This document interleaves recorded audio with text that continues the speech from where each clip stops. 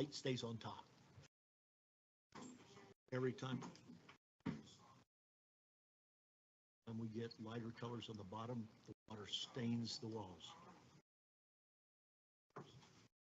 We ready? Glad you're here. We've gone to a Glad drip you're here. system Sorry, on many of our monuments. for the irrigation. Yeah, we, It doesn't. Keeps the staining off of the, yeah. Problem with those is lines get clogged up. That's the problem. we've got 39 monuments too. At 29. You ready? Okay, let's go on ahead and call this workshop to order at 2:03. Let the record show Supervisors Pancal and Tinkle and Gephardt are present. Is anybody online? Not from the board. Oh, no, not from the board. Tony, if they come in, do we need a motion? Workshop for the workshop. I'll keep an eye on it and let Okay, you know. keep an eye on it in case Yep. they do. I will. Are we Okay. expecting them? Yeah. Oh, okay. No, if I not, don't- Flavia, not for the 2 o'clock. She'll be here for the 3, but Doug's supposed to be joining. Okay, keep an eye and let us know. I will. Okay, let's go on ahead and start the workshop. You got a lot of stuff to go over there, Laura. I do. I have a lot of stuff. So, this is just more of a recap, and obviously this is actually changed. Would you guys mind, Marty? Can you guys hold down? Thank you. This has changed a little since since this was sent out, because we have hired our public works director, so that position is full. But this is more on here to show.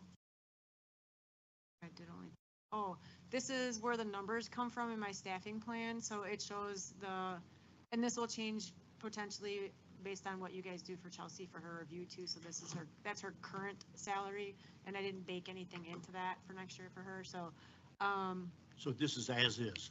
correct. So you can see right here, she has a 0 for merit increases. So I didn't put anything in for her because I didn't know what you guys were gonna do. So I'll have that before it gets to the June meeting when you guys approve it. So this just shows, here's the role. Here's whether they're full-time or part-time. Here's where their salaries are as of today, because that's what we base everything on. And then I just assumed a 4%. Not everyone gets 4%. Actually, most people don't get 4%, but that gives us the flexibility that if somebody is doing really well, we could give them a little extra. So it gives me a pool to work from. So that would be the merit increases. And this is. And that's at 4%. Yes. Is what you planned. That's historically, that's what we've done, yeah. So it All gives the me a merits pool. are at 4 across the board. Yes, but that doesn't mean that that's what they're gonna get. It just gives us a pool to pull from. That obviously FICA is FICA. I can't change that. The retirement, we just assumed that these people would be taking it. Health, dental, vision, life, all the benefits that we offer, and then work comp. So this would be the total cost here. So you guys are the very top row here. So you're just your 24,000 plus your tax is your line, but then this is for everyone else. So when you see the staffing costs that are distributed throughout the budget, this is the sheet that they came from. So that was why I wanted to show that. And did the employment that we just had announced, does it fall within the budget? Yes. How many maintenance workers do we have in 25? We had 4, and then we shifted the GIS position because we didn't have the GIS position, which was approved for 25, and made that a maintenance position. What does GIS have to do with maintenance? It doesn't, but we used the dollars. It was all Why didn't we just let the position go away? because we needed the body, and we decided that we were going to outsource. We never opined on adding a body, is my point. You added an extra maintenance person, but it never came before this group. Staffing doesn't, Right. I oversee the staff. You guys approved the budget, and I stayed within the budget based on having the pot. Not what we've done in the past. Because I know when we added a maintenance person last year, we opined on that and approved it. My recollection, and I could be wrong, but my recollection is that unless we're actually adding a completely new position that's going to require extra dollars in the budget, we don't bring it to the board. But it also sounds like that if we get an opportunity to save some money, we don't either. Correct. Where is this position that we're talking about right now? It was a 5th, this vacant maintenance worker. Historically, we've had 4 ed. And it's the first time I've seen Historically, 5. Far less than 4. Historically, you had Well, I We've mean, had like one or two. in the last year, we had 4. So I in the shouldn't have said sorry. original fiscal 25 budget, there were 4 maintenance workers. And there was a GIS position that we did not fill and decided that we were not going to fill. So we just shifted those dollars to the maintenance worker line. But this is the 26 staffing plan, so not the You don't want 25. to backfill that position? We don't have to. So that Right. vacant is what used to be the GIS position? Okay. Yeah, and all I'm thinking is if we don't need the GIS position, we don't get that many chances to cut jobs. Maybe that's a good thing to consider. Do we have a need for the maintenance 3 position? Could you take 2 more too? I mean, that's an open-ended question, Ed. I mean, right now, 4 was more than we've ever had. That lasted 1 year, now we got 5. So it's all depending on the way you ask the question. well, we're also taking a lot of contracted services in-house. So Daniel, as part of the Mainscape contract, we were paying a dollar amount to mow the FPL easement. Now we have one of the maintenance guys mowing the FPL easement, and that saved thousands of dollars out of that Mainscape contract. So we're taking some services in-house. We're doing some point repairs with that crew, small minor point repairs. So I don't doubt you can keep them busy. I have no doubt about that. But historically, we had 3, we went to 4, and in 1 year, we're at 5. That's all I'm questioning. There's an opportunity to save some money. Okay, going on? And this is just the utilities portion, same thing. So utilities portion of the budget. So again, all same sheet. When you see the dollars for payroll and salaries reflected throughout the budget, these are the sheets they came from. All right, So it's a position currently budgeted, but vacant. correct. we had 2 additional resignations this week from utilities. So we are working to backfill those positions. 1 meter, 1 field operator. Did they say why? Better opportunities elsewhere. Meter, who is the meter? John, Okay. And who was the other one? Andrew, Cresta. all right. So this is, I want to pause Yep. because we had a long conversation at the last board meeting about how we train up and we're trying to retain. One of the things that we changed as part of the employee handbook when we released it on January 1st was that if the district pays for any trainings, that they have to stay here for a year. Otherwise, if they leave, they have to repay us for those trainings. So that is one way that we want to promote growth. but Leverage. We want to keep them, so How will we do that? Do we ask them to write a check or we deduct it from their last pay? we don't. Okay. Okay, well, that's Pay, good. pay as you exit. Can't quit till you give me a check. Let's go through the live budget. That way, if they want to make changes, we can do it as we go. Well, so we're leaving the issue of staffing right now and payroll? Yes, unless you have anything else. Okay. I thought at the last meeting, Laura, you were going to kind of survey the staff again and see, I did not have a chance to do that. okay, But About- I did. particularly about healthcare. Yep, I did Healthcare not have a benefits. chance to do that. I did have a chance to, the FRS analysis that you have in your board packet, I actually got, I had sent out a bunch of questions to them, and they did not get back to me in time to make it into the published version of the board book. They got back to me yesterday. So I did, the contribution percent for the employer match went from 13.57 to 13.63%. And then this, as you requested, includes all employees. So these are, anybody who's highlighted in yellow is a full-time person who's currently not in the 457 plan, and then orange is part-time. So what was the net of that change? That'll, it was 231,000. about I want to say it was like 223, so it was like $8,000. Okay. That's more now, obviously. But I did ask, and when we roll this out, employees have the option to stay in the 457 or go over to FRS. For existing employees, all new employees will be required to participate in the FRS. So that is an option. But this is just assuming that everyone would say, yes, I want to participate. and it would cost us about $232,000.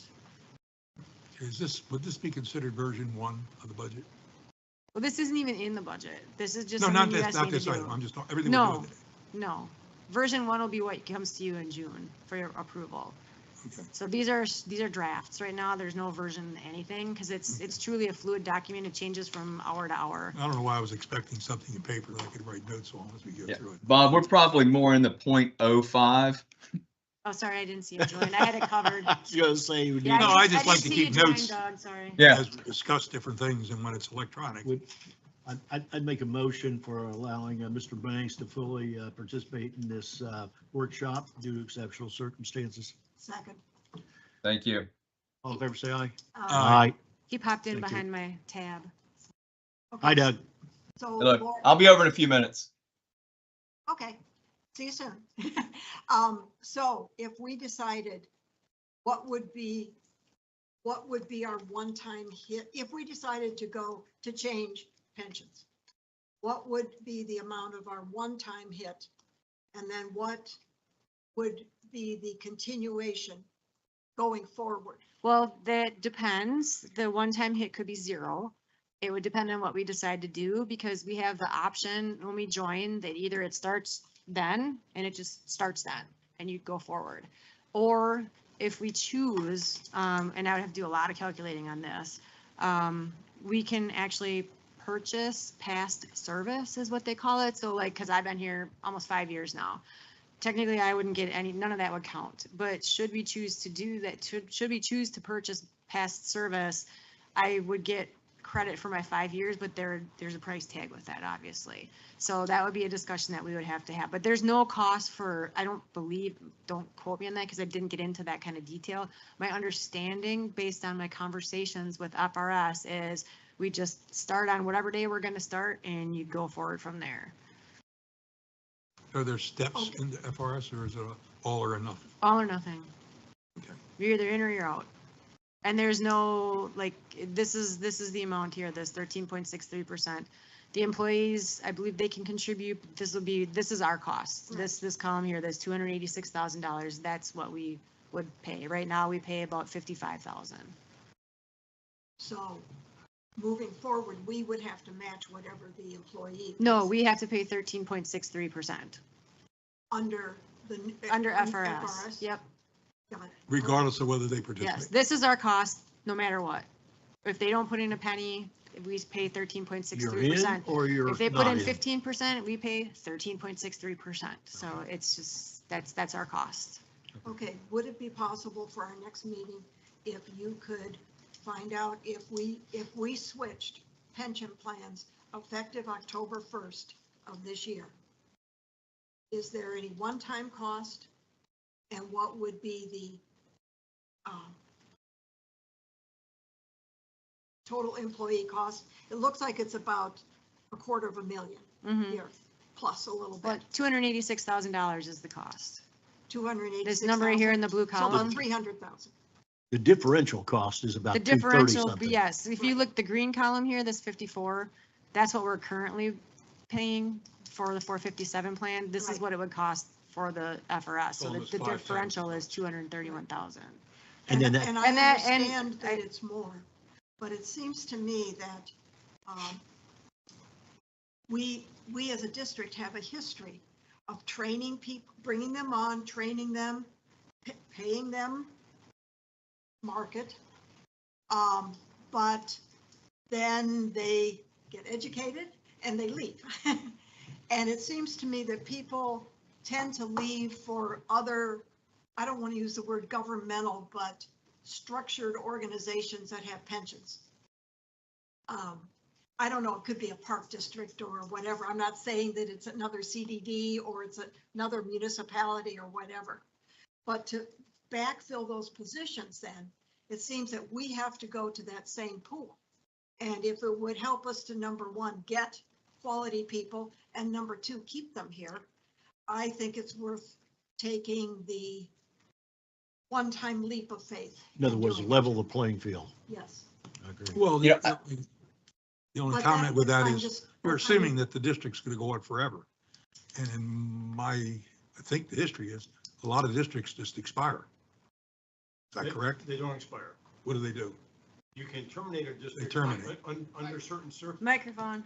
under certain limited circumstances, you can terminate a district, but generally, if you have assets, you have financing, you have all those matters, it's difficult. There's a Is it couple of- rare, is it rare for a district to terminate? Yes, the ones I know that have terminated have been ones where they have no financing, no assets, and How could a district not have assets? because the developer never did anything once it was established. They don't have any utilities. That'd be the first Well, way. yeah, no, and so if Okay. the district is established, but they don't issue any bonds or acquire any improvements, or developer doesn't convey anything, I that's mean, what can I happen. think things like water and sewer, Bob, are gonna go off. Well, yeah, but I mean, if somebody else could pick it up, it Doug didn't have has to be his the hand up. district. The alternative is not good. Yeah, that's true. Okay, so Okay, on this $232,000, that would then just be, falls through to the various silos Correct. for whatever the ratio is that, so that's how that money is absorbed correctly. It would go under this line where the retirement is right now.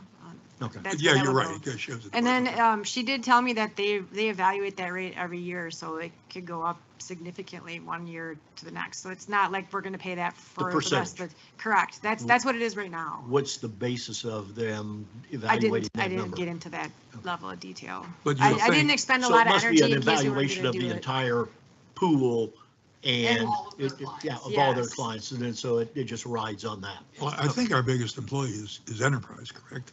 So that's where the bulk, What'd you say? the biggest pool of our employees is enterprise. The biggest So that's where an number awful lot of this is the money's water going to and go. sewer. Oh, yeah. It's going to go on their bills if we decide to go forward. Doug Well, has his hand up, yeah. Yeah, just really quick. So I don't have enough experience around this particular fund to determine whether it's something that would attract or retain, talent.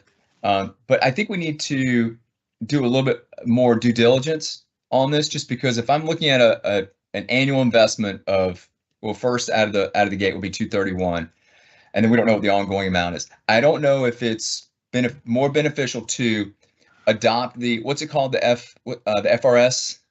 I don't know if it Yes. would be best to adopt the FRS and allocate an annual expenditure of 231 or whatever that may be, or use that similar amount into just overall labor costs, which would be increase in base and offering bonuses. I don't know which is more beneficial. And I know that some of you that have experience had, I think, Chelsea, you had said at the beach, that was something that, if you wanted to pull someone from the city or wherever, you needed to have that. So I understand the validity, but I want to make sure that we're comparing apples to apples and that there's a true value in attracting and retaining the talent if we go FRS or if we go just increasing base and bonuses. I don't know what that is. I think we need a little bit more information because it's a pretty big expenditure and it has to hit like whatever percentage, it has to be a benefit of 70% of the population, of our talent population in the retain and attract category. Because if we do this and it doesn't impact who we can, if we do an FRS and it doesn't increase our ability to attract and it doesn't increase our ability to retain, then there's no benefit. What's the total number of employees we got? Subject to Well, this right here. 34 if It's everybody's, 34 if everybody's times still- 2,080. That's 68,000 hours, right? 68,000 into 286 is about $4.50 an hour. That's what it's worth across the board. And that's significant. To some it would. To Yeah, others yeah, it from an wouldn't. hourly, because most of our positions are, I mean, I'm not gonna say they're hourly, but it could be significant. Let me just say that. But what I was getting is that under this system, it's across the board. Yeah. Yeah. At that 13.63%, but 230 is 230 and 68,000 hours is 68,000. So it's about $4.50 an hour. That's what it works out to be. Yeah. Yeah, and all I'm saying is if we can maybe reach out to some other districts or other municipalities and who have instituted this or have had it for a long period of time, just to understand the benefit, because we're not the county, we're not the city, but we need to compete with them on some level. But I don't think we're going to shift to the district being a life role for a lot of people. We're just not that size. It's going to be it's not going to be that. Speaking to the other No. districts that are our size, what are they using? Not the small districts, the little peanuts, but the big ones that are like us. What are they, are the majority of them using the FRS? So, no, they're not, but I called other small cities that are comparable to us.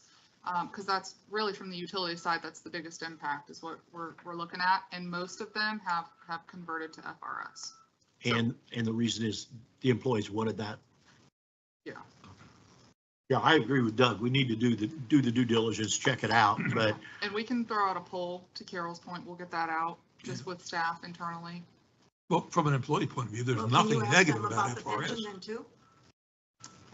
Ask them about pensions too, if Yeah. you still have to do the poll. Yeah, But from an FRS, from an employee point of view, it's nothing but a win-win. There's nothing negative for them, is it? I don't think so, but to Doug's point of this or that, I think I know what most of our employees would choose. Yeah. Well, but there's Yeah, I mean, if you're there's a giving them low vesting cost there's a or no vesting cost benefit. there's a vesting component of this too. So we have to make sure when we send out a poll, we have to make sure that our employees have the information. Here's what the FRS program is about. Here's how long it takes to vest. Here's your benefit, because that's important. Because someone might say, oh yeah, if this is the contribution I get and this is fantastic. But if you don't know the vesting amount, if you don't plan to be, within an FRS environment for a total of, what is it, 8 years of vesting? 5 Then is pretty typical. 5 years, then it may not mean anything. And again, I'm not downplaying it. I just don't know. I don't know enough about it to say whether it's beneficial or if we take that money and leverage it on base and bonus, if that would be more beneficial. I don't know. what you're seeing though is the one that's a little bit shaky would probably not be as impressed with this because he doesn't want to have to make the commitment. Well, it would be two. I think of it in two employee classes. One, those that are early in their career and they're not sure if a municipality or working for a CDD is their future plan. Two, it could be those that this is always going to be a jumping off platform. They're going to work 2 or 3 years, gain experience, and then they're going to go somewhere bigger. And if they want to stay in municipality, then that's great because that will carry over. But I just don't know in today's environment. I don't have any data on whether people that are in utilities and municipalities are staying within those utilities and municipalities, or if they're going outside of industry because it's more advantageous or more, you know what I mean? I don't know.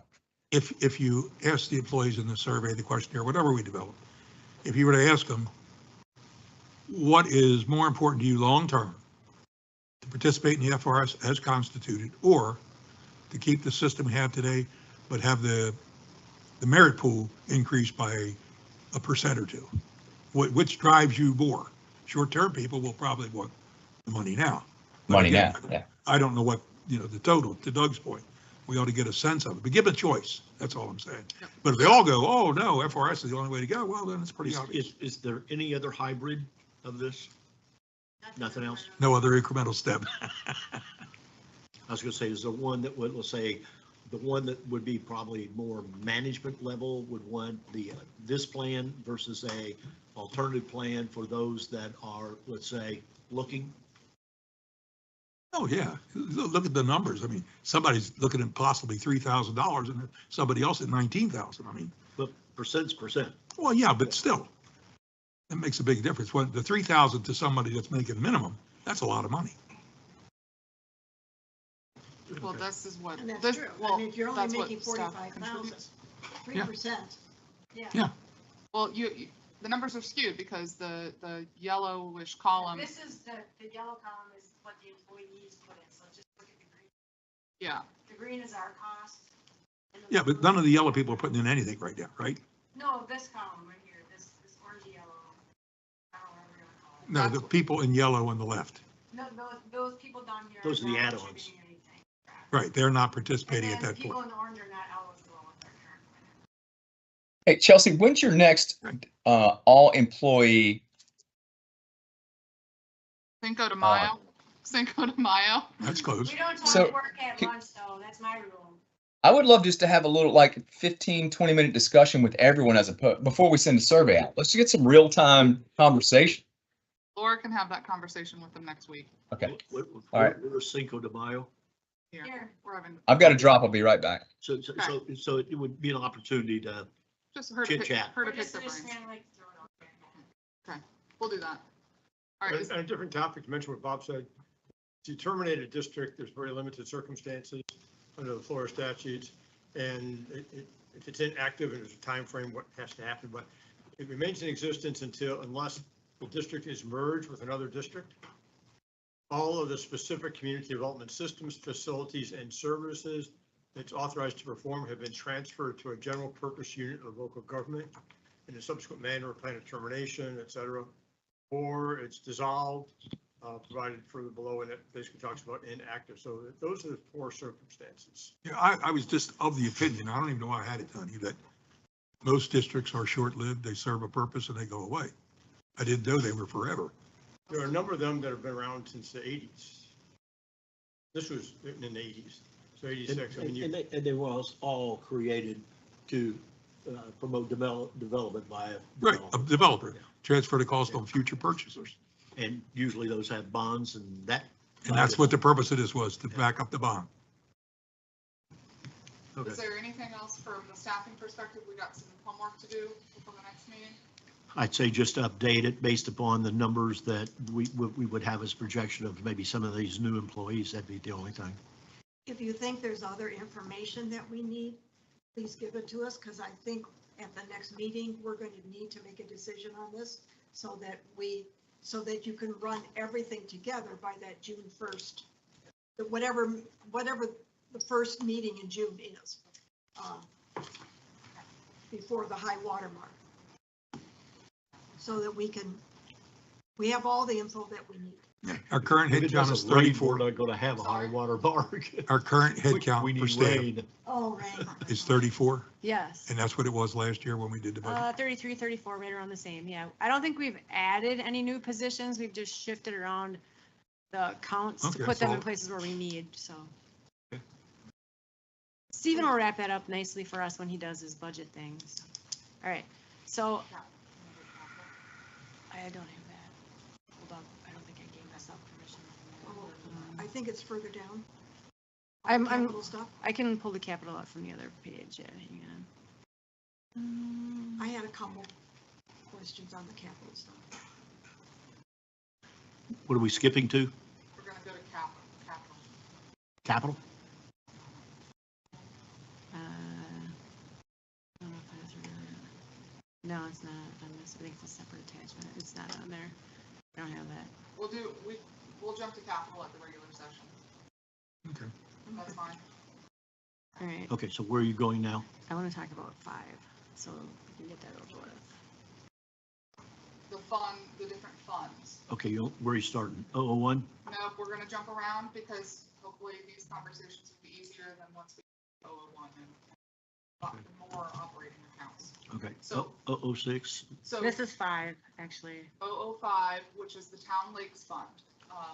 I have a question posed to Tony, and I'm looking at him, hoping he can help me give me an Listen. answer. I don't know what this fund is for, to be frank. We've maintained, since I've been here, the 2 monuments that they have at Town Lakes, which those monuments are dedicated to their POA. And the irrigation cost for those monuments gets charged to this Town Lakes Fund. But other than that, What about their roads? I don't, that's what I'm unclear. So Yeah. we don't have, we were never given easements, or we can verify that we were never given easements or ownership or rights to maintain these things. So my question to you all is, do we actually want to maintain these things, number one? And if not, spend down this money and stop assessing. Well, should have been no difference than Fairway Lakes Office Park. Yes. And those roads were theirs, as is this one with this. I thought that, I agree with the ones you said as far as the monuments, the irrigation, but I thought the roads were also a part of their deal here. The roads are owned by the POA as well, Yeah, but I don't know why this fund was originally established. If it was, hey, we're just gonna take these and make a fund and assess and maintain assets that we don't necessarily have easements for. But there's about $95,000 in their unassigned funds.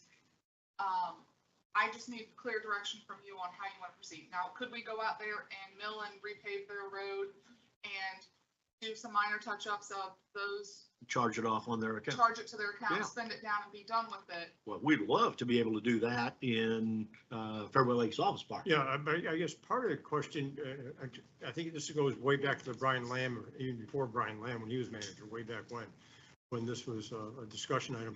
And I guess one of the questions might be the backbone drainage system in Fairway Lakes Office Park, excuse me, in Town Lakes Office Park, is that maintained by the district? The Say it- stormwater- does the Stormwater system? The district, I'd have to look into it. yeah, I guess only to the extent that improve, doing the milling and repaving, whether it would help with the stormwater management system, not have stuff go into the system, show the public benefit. That might be a way to, What about streetlights? Streetlights got to be included also, I would think. I don't know that there's streetlights there. So again, this is an unknown fund for me. And I don't, maybe you can shed some light on the history, or Tony can, but do we want to continue to maintain these assets, which I don't know that we have historically done? For sure, the monuments and the irrigation since I started here. But the roads, like, there's nothing else that we've gone into that roadway and done anything. Where's the 95,000 you're talking about, Joe? It was in our financials for March that I Oh, it's pulled. not on the streets. but- No, No. What about sidewalks? I Does this have high sidewalks? don't know. I don't know. The streetlights, sidewalks, and roads would be the three items that would be tied to them, like they were tied to Fairway Lakes Office Park, and what was the other one? One other one. West Links. West Lakes, yeah. And all three of them have the same things.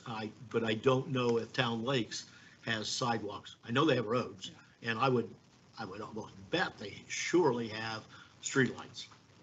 Because if you're not, I that don't know who- backside would be darker than a I don't know who's Dickens. paying for those. So this was more of a policy decision.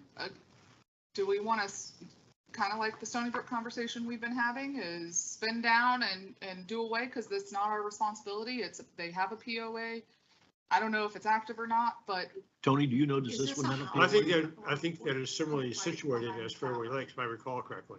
I think it's the same condition, same boat, You think this is the same as Fairway Lakes? similar Okay, situation. I thought this one was still active. I don't know. We need to do I some can go checking. back, I'll check my. We need to do some checking.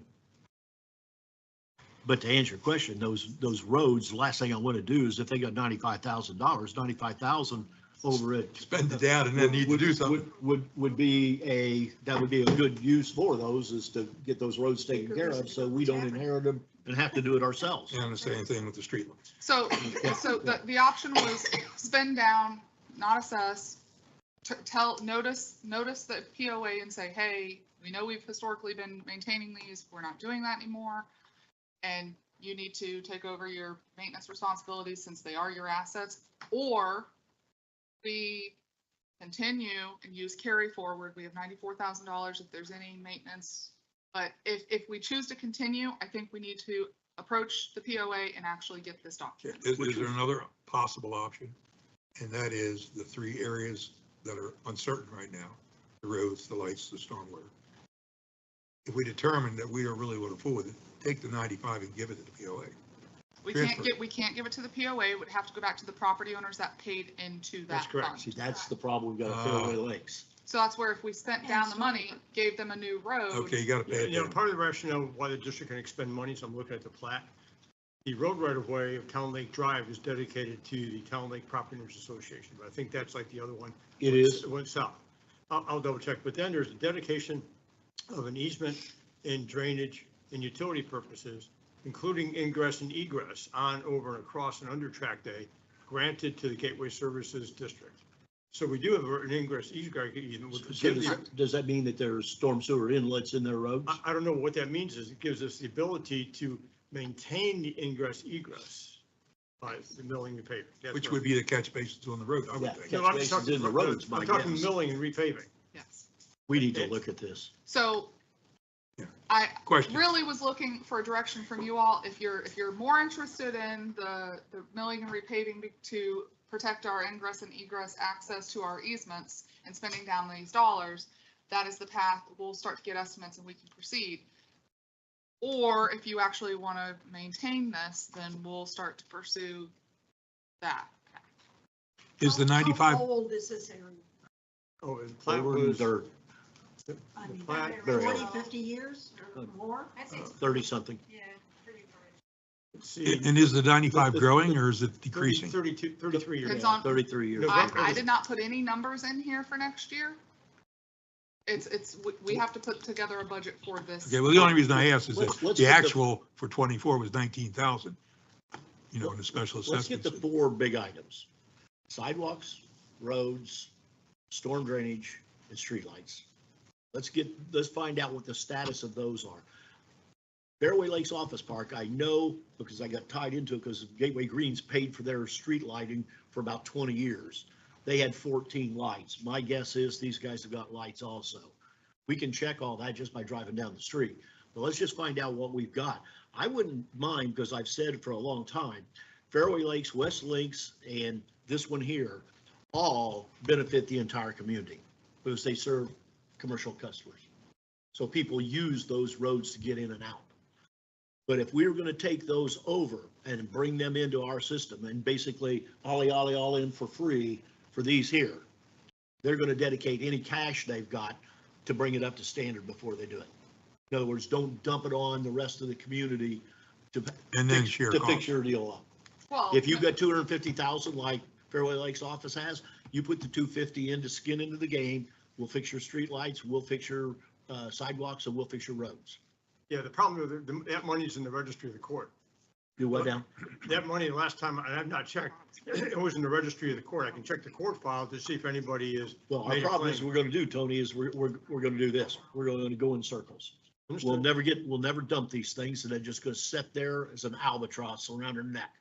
Because we're not having a way to get rid of them. they're not our responsibility right now. They're the responsibility of the POA. We've been collecting funds for certain assets in there. And chasing the POAs, we've tried it and you can't get them. And when you do catch them, they won't do anything. We'll do a little that's- homework. Okay, Yeah. just personally, it looks to me like we would be just fine not to budget anything next year if indeed they have 95,000. If we know that covers. And then, Tony and Chelsea, you guys have to figure out what exactly our responsibility is. But I wouldn't want to budget them nothing for 26 if we find out that we are subject to doing these roads and stuff. I'd Or rather have have the them continue ability Not contributing. 95,000, Bob. It might grow, it might reduce, I don't know, but I mean, last That's year like they, 5 driveways. what, they spent 23,000. So if you don't budget anything one year, it's not gonna come back to haunt us. They're gonna have money to draw from, just from their reserves and stuff. These properties that live there, they're picking up this tab has anybody talked to anybody? I think that's what we need to do is talk to some of them and say, hey, guys, what, at least we have warm bodies.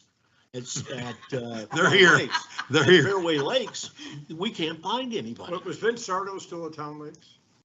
Vince, wasn't he? at Yeah, Town Lakes? yeah, Vince was one of the main people at Yeah, Town that's my Lakes. recollection. So But I think we just need more By the way, he does a information. great job repairing typewriters. I don't know if you know that old electric typewriters. I'm serious. all right, so we'll do some I'm gonna homework. drive on down this, there and look at it. We'll bring you some options. But my point has always been is that unlike residential areas that serve and benefit or are beneficial to a group, this is beneficial to the entire community. But the difference is, with this, those properties are the ones paying for that I know it. asset. Are I you trying know to it. share that amongst everybody now? You can't.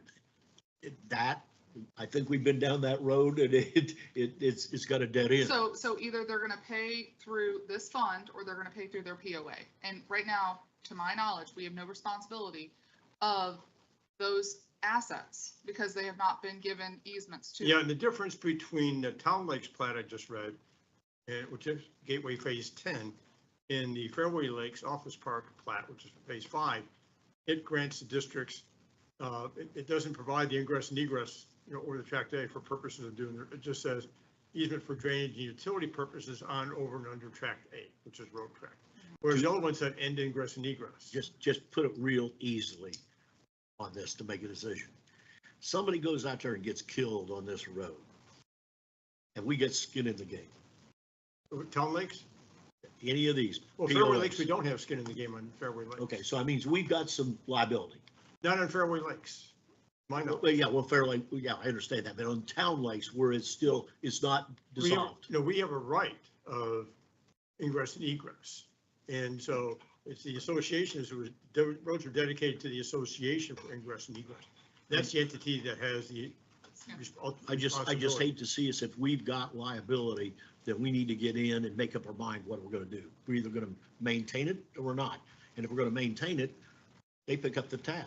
I think the maintenance from the district's perspective is only to be able to access the district's, facilities and everything. So we've been sending these people a incremental, proportionate unit price every year on their assessment. And nobody's come forward. We've obviously not gotten to a number that's got anybody's attention. Maybe we raise it, but Can you transfer that egress? we need to find out the answer to it. Some of these The questions is, association doesn't what exist. exposure do we have? Okay, so we'll work on that for your next meeting. Thought that would have been easy, but apparently it's not. Sorry. Started with the most difficult one. All right. Wait. I wanted to start there just because if we're not gonna, that way, if we're not gonna budget for it, then I'm not gonna expend any time working on it. So that was, I just figured we'll just start there. I agree with Carol. As if we don't have an exposure, okay, then why do we need it? But if we've Right. got an exposure, we need to know, why did we do nothing? And right now, I don't know. All And right. if you don't know, because you've been here forever, I don't know either. I don't either. That's But okay. if we have exposure, send it a bill. Tony will tell us. No, again, we have the rights of ingress and egress over that, but the road's not dedicated to us. So we don't have responsibility. No, we have, the question is whether or not we have a maintenance responsibility or not, and that's a more complicated legal question. Okay. We need to You know, find out. But we do have the right to improve it, to provide safe, convenient access for the district, rights of ingress and egress. That's fine. So the questions go to you. Yes. You've got to tell us legally what to do. Well, What's I our can exposure? give my opinion. and Ball's in again, your court. well, let me put it this way. If the question is, do we have exposure? Anytime you may have an interest, you always have exposure. That's what we Whether or need not to know. somebody's going to prevail is another story. So the question is, do we have a duty to maintain that road because we have been granted a right in ingress? And that's what you're going to tell us. My off the cuff, I would say, no, we don't have the duty, but we have the ability. So I'll double check that. Thank you. All right, so, then the Stony Brook tab is also red because I have not put anything in there as of yet pending the Just the discussion. transfer. Yes, Yeah. so I'm assuming that that's gonna go away, so I flagged that one red. So the whole fund goes away? Yep. Yes. Remember, it has to be zero before the transfer. And the same would occur if you make a decision on Town Lakes, that fund would go away as well, Correct. right? So we're not extending any time on 004. Okay, well, but Tony, the agreement, these pages that you passed out to us and told us we didn't have to read it right now. What does it say in here about this one? Well, we're going to talk some more in the regular board meeting because this is an agenda item. Yep. It talks about some timing issues that we believe we can address by the additional language by having escrow provisions. And we'll get Okay, into. I'm looking at it through budget eyes. I'm not looking at it for No, and words on the page.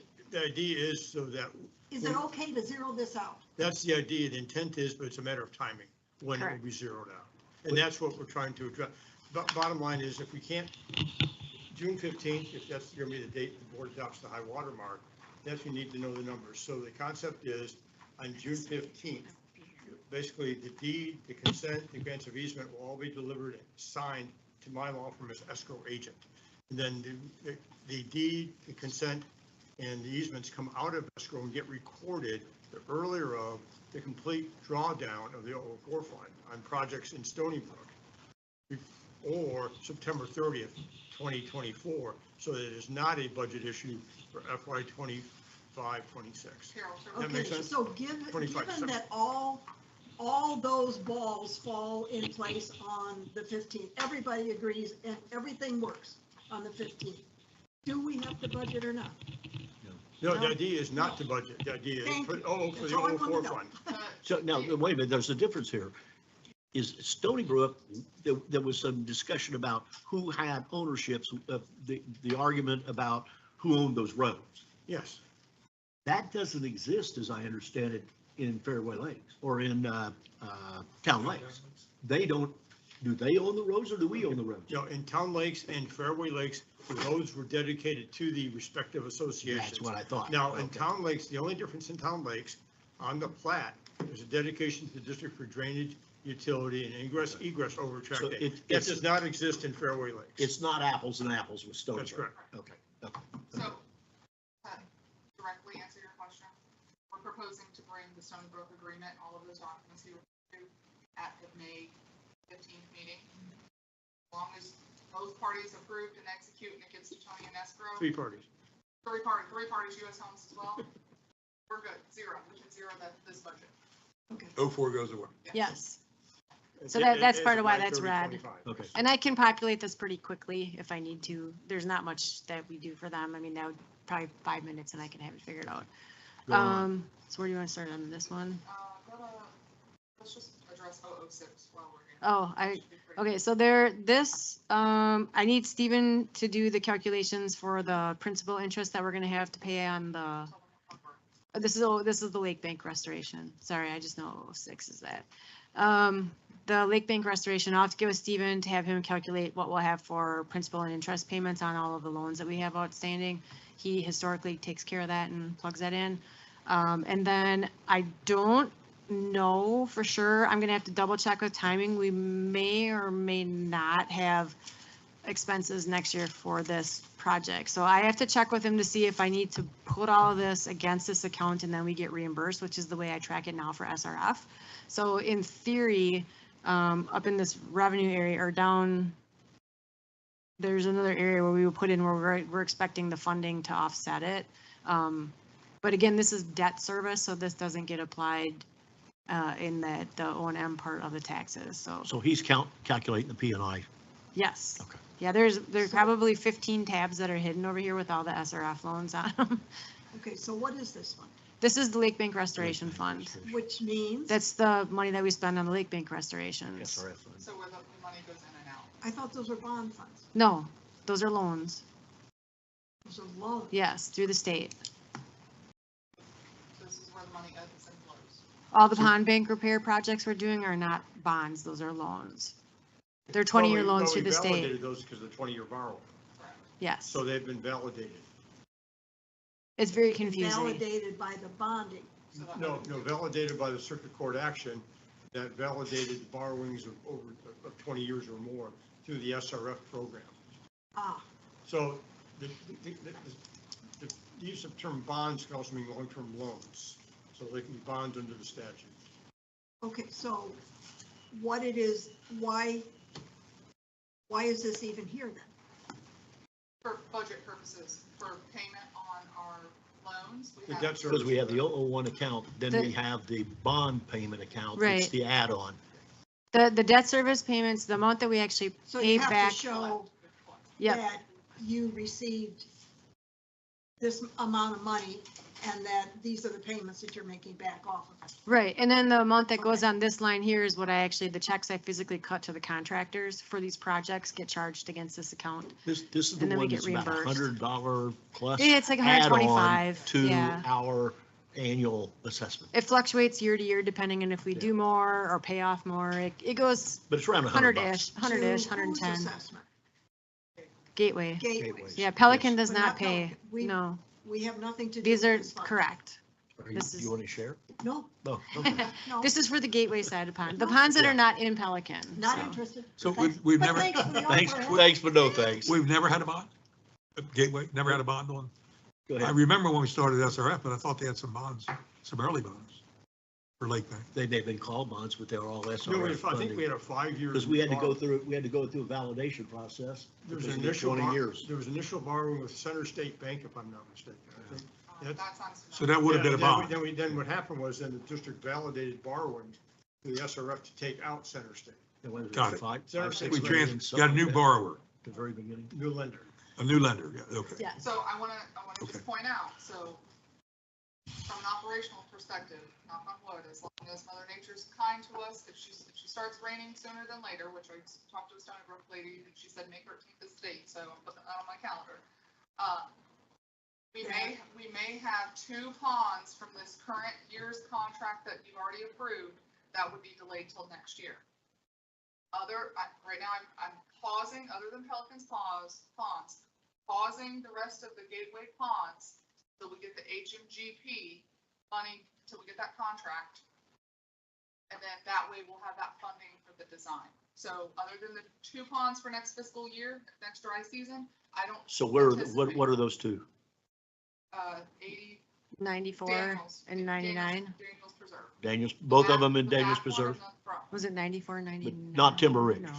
No, Okay. Timber Ridge is this year, they're starting. That's So fine. Chelsea, if it doesn't rain until July, We'll finish the 2 that are under contract. we will get it, okay. So, Okay. But I just want to be clear, from an operational perspective, we may not have any gateway ponds under construction next year. We're anticipating The one in Pelican Pelican. Pond, but because I'm trying to wait for that grant funding to catch up.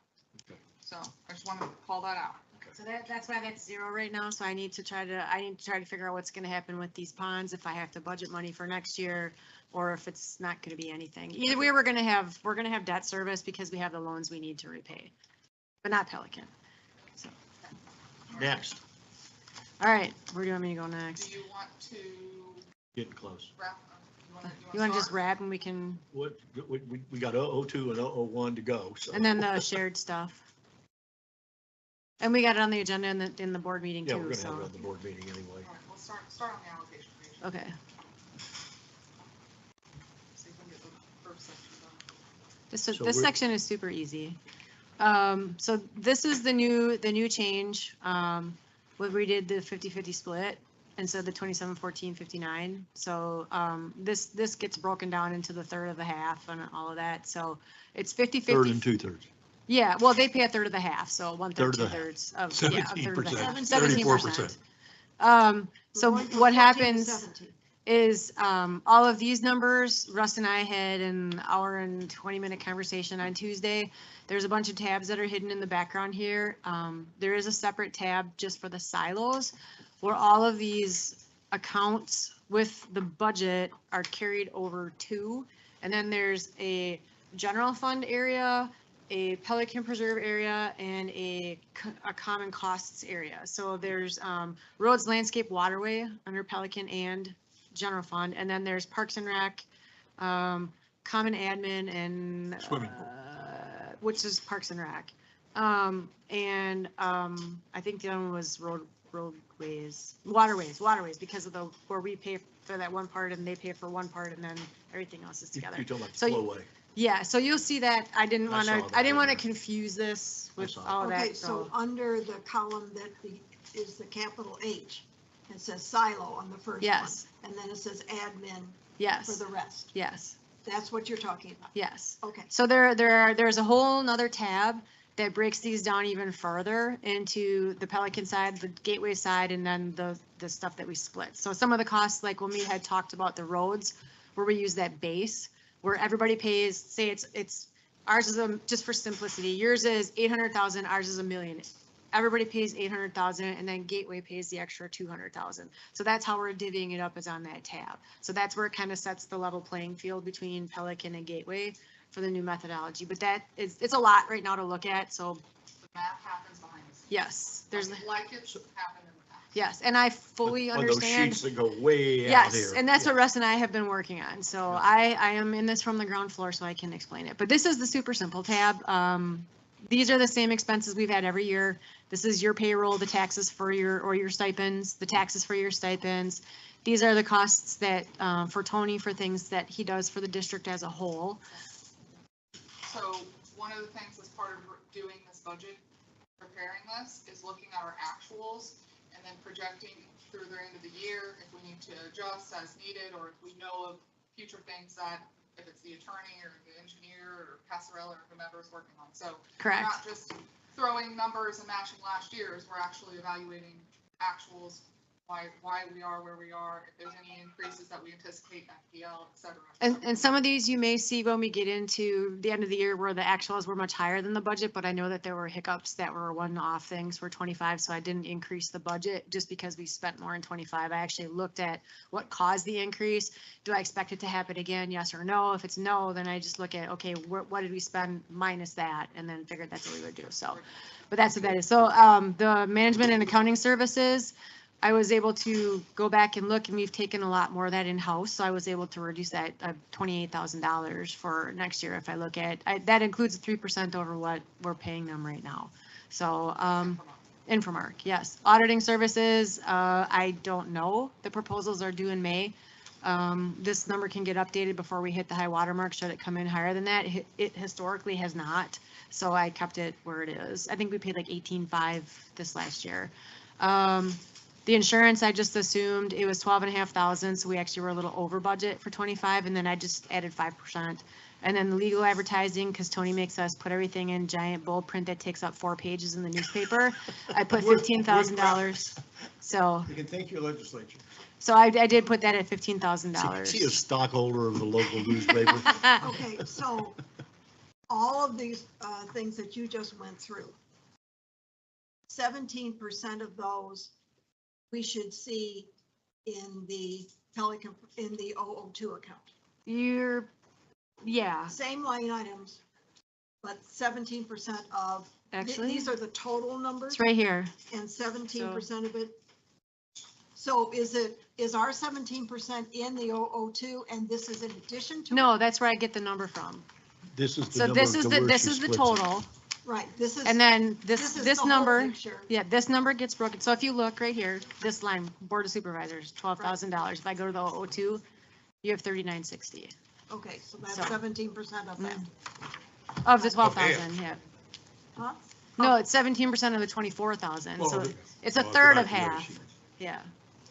Okay, we're getting close. So, okay, so And- same thing, it's, okay, Okay, so that's that. yes, We'll okay, wrap this up here. And then right.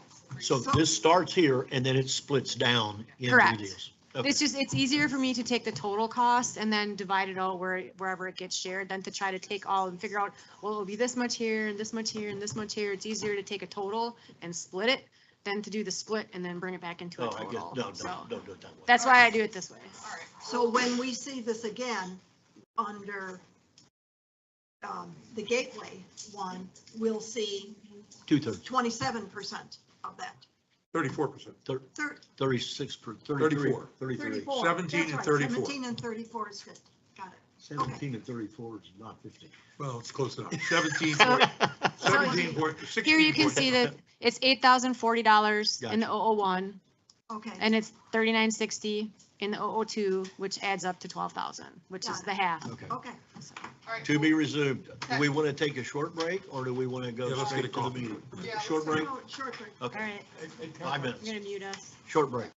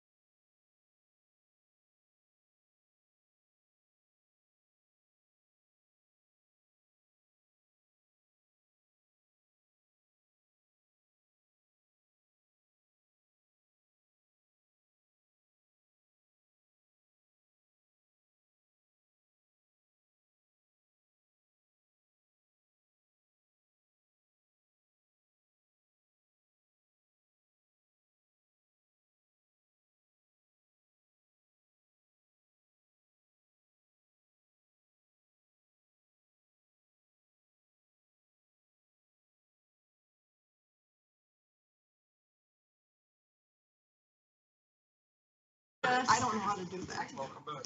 Thank you. We about ready? Mark, ready? 3:06, let's stand for the pledge, please.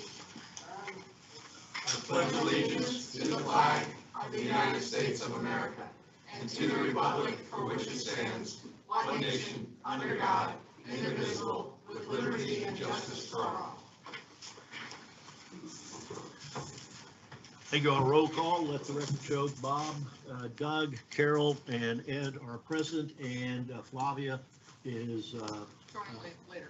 I'm sorry, She'll be joining later. so we need to hold off on that Yes, sir. motion till then? Yes, Okay. sir. Approval of final agenda, I've got a couple of items. One, we want to move line item 13A up to 9A. And we want to add an item for what, the HMPG grant Yep. resolution? Authorizing resolution, yes. Okay, and where do we want to put that? You put that under 9. So that'll be 9B. You don't want to put Stony Brook litigation under consent. Let's just move it to 11A. Okay. I thought- Okay. You wanted Yeah, that makes 11A? sense. Yeah, let's put it to 11A. So Stony Brook consent will go to 11A, and 9A will be the Authorizing resolution. authorizing resolution on the grant. Is that correct? Yes. Is there a motion to that effect? I so moved. Is there a second? Second. All in favor, say aye. Aye. Opposed? Thank you. Public comment. We have public comment. I have 4. I have 3 agenda items and 1 non-agenda item. Just a reminder, you get 3 minutes. When you get up to the, hang on just a second, get rid of that. When you get up to the, something I gotta unmute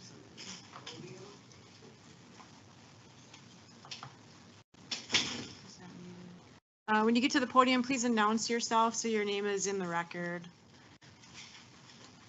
First up, we have David Hamilton regarding 13B.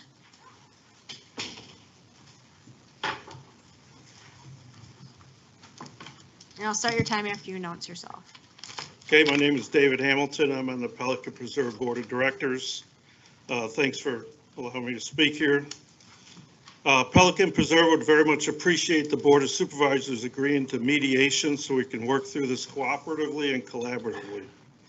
Our expert's opinion indicates that portions of the maintenance assessment methodology is arbitrary and not fairly and reasonably allocated to benefit all of the residents of the GSCDD.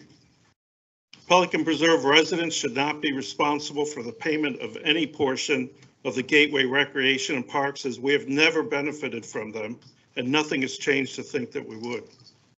Pelican Preserve is an age-restricted community and does not allow for children under the age of 18. Pelican Preserve residents were excluded from a survey of Gateway residents asking if there was support for new parks, and the Gateway residents survey indicated less than 50% of the residents were in support. Imagine a negative curve if Pelican residents had participated.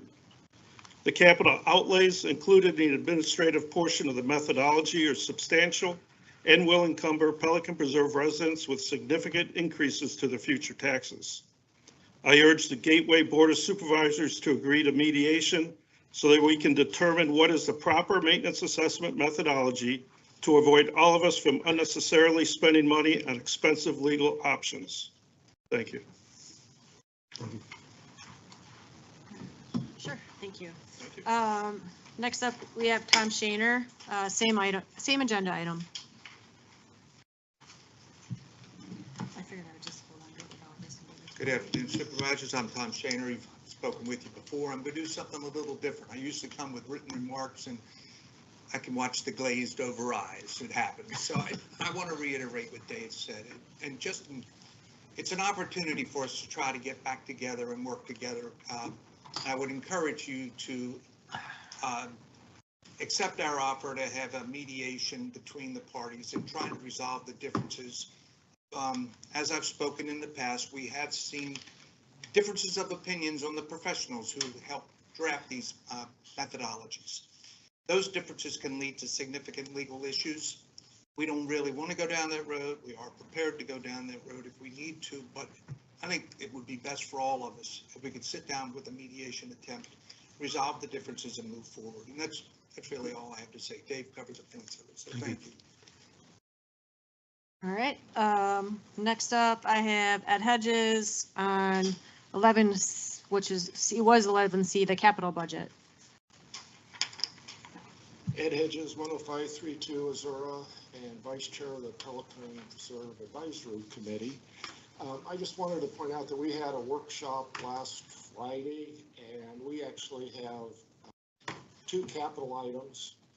The capital sheet that's in the agenda has some other miscellaneous maintenance things included as capital, but there's actually only 2 capital, one for the road replacement, one for the pond restoration. And those are going to be fully funded through the 02 budget. So I just wanted to clarify that's what PPAC is putting forward. So, thank you. All right, and the final comment is a non-agenda item from Margaret Feinberg on meter replacement questions. Good afternoon, Margaret Feinberg, Stony Brook at Gateway. And they did come out to Stony Brook and they did the town hall this morning on the meter replacement project. And I just had a couple afterthought questions on that. Are you going to have to install new communications for the meters to be read? And will those be read continuously, monthly, bi-monthly? How will that work? Because I know it's going to be sent here, I guess, or to the other office. And then as far as rainy season is coming up, will work continue through rainy season as you can? Because I know there's going to be days that they won't be able to be out there if it's raining really hard, but are you planning on going ahead and still working through with the meter replacement program even though through rainy season? Chelsea, you want to answer? I'm interested in one of those, is that we have talked about this for years and years and years. We've always been every other month on billing. Mhm. Under this new system, we're going to try to get back to 1 month billings, or are we No. going to stay Absolutely not. The communication, these will be cellular. Mhm. So we've got endpoints that will be strategically placed throughout the community, but they're cellular. And then, yes, they are working day, night, 6 days a week. Rain or So, shine. Rain or Rain or shine, shine, okay. yes. The deal in cellular is a critical component of these 3, what do you call it? Pilots, is to make sure that we don't That they- have those issues that we ran into, having to go around and on every other light post sticking up a repeater. Right. So we want to make sure but I think that answered the question pretty definitively, that I think we are going to be going to monthly billing. Right. Leslie would kill me. So will those old units come off the telephone poles that are? Yes, Yeah. That's, not until we get to full deployment though, because we'll still have older meters, but yes, when we do get to full deployment, they will come off. okay, thank you. Thanks, Margaret. Thanks, Margaret. Anybody else? I don't have anyone else, no. Okay, thank you. Local achievements, recognitions, anything? We don't have any. Nothing. Anybody on board? Nothing? Okay. Advisory committee items and reports, any of those? Most of my updates Moving. for PPAC will come up during the budget discussions. Okay, moving right on. Approval of minutes, we have the February 27th landscaping meeting minutes, the 27th safety and security meetings, and March 20th Board of Supervisors and public hearing. Is there a motion to approve? So moved. Second. All in What are favor? we doing the first two you guys are Oh, Doug. okay, give it Carol to can Doug. have it. tied? Carol and then Doug for a She second. did, okay. All in favor, say aye. Aye. Aye, opposed? 4-0. Consent agenda items. We're good. So I just want to explain the authorizing resolution. You approved the execution of the agreement for HMGP for that $1 million. It was signed and sent. As they were getting ready to sign it on their side, they said that they needed an authorizing resolution that allowed for me to sign that agreement since we applied for it. So this. On our behalf. On the board's behalf, on the district's behalf. So this resolution, which Tony, did you have a copy of it that we could pass around, or I'll print it? No, I figured you would. Oh, okay, thanks. I'll print it for you, but ultimately, it's a very simple resolution, just authorizing me to sign that agreement. And then that way they'll sign it. And or the chair or this. Okay, what is this resolution 2025 what? Oh, I have it right here. Hold on. Georgia printed it. I can pull it up. Like to make sure that we have that identified since we haven't got the document Sorry. at all. Tony, could you give us the proper wording for this motion, please? Yes, well, let me find the resolution number. This is the Let me find the. Hang on, I got it. What's the Oh, HDM? 16. HMG? What's the acronym again, Chelsea? HMGP, Hazard Mitigation Grant Program. It's resolution 2025-16. 1/6. 1/6, yes. This is it. And Laura just pulled it up. Yes, on the screen. And this was the example that they sent to us. That'll be, And we modified it to, adjust for the situation here. So if we go down to sections 2 and 3, the district chair or manager authorized to sign any and all documents necessary to apply for and accept the federal and/or state emergency assistance. All actions shall be taken to comply with all. That's got either or. yes. Yes, Okay, so Okay. Tony, could you give us the proper wording for this motion? a please? motion to approve and adopt resolution 2025-16. I so move. Is there a second? Okay. Any other discussion? Not all in favor, say aye. Aye. Aye. Thank you. Thank you, Opposed? Laura. Apologize for Look it the up. last Look minute. it up.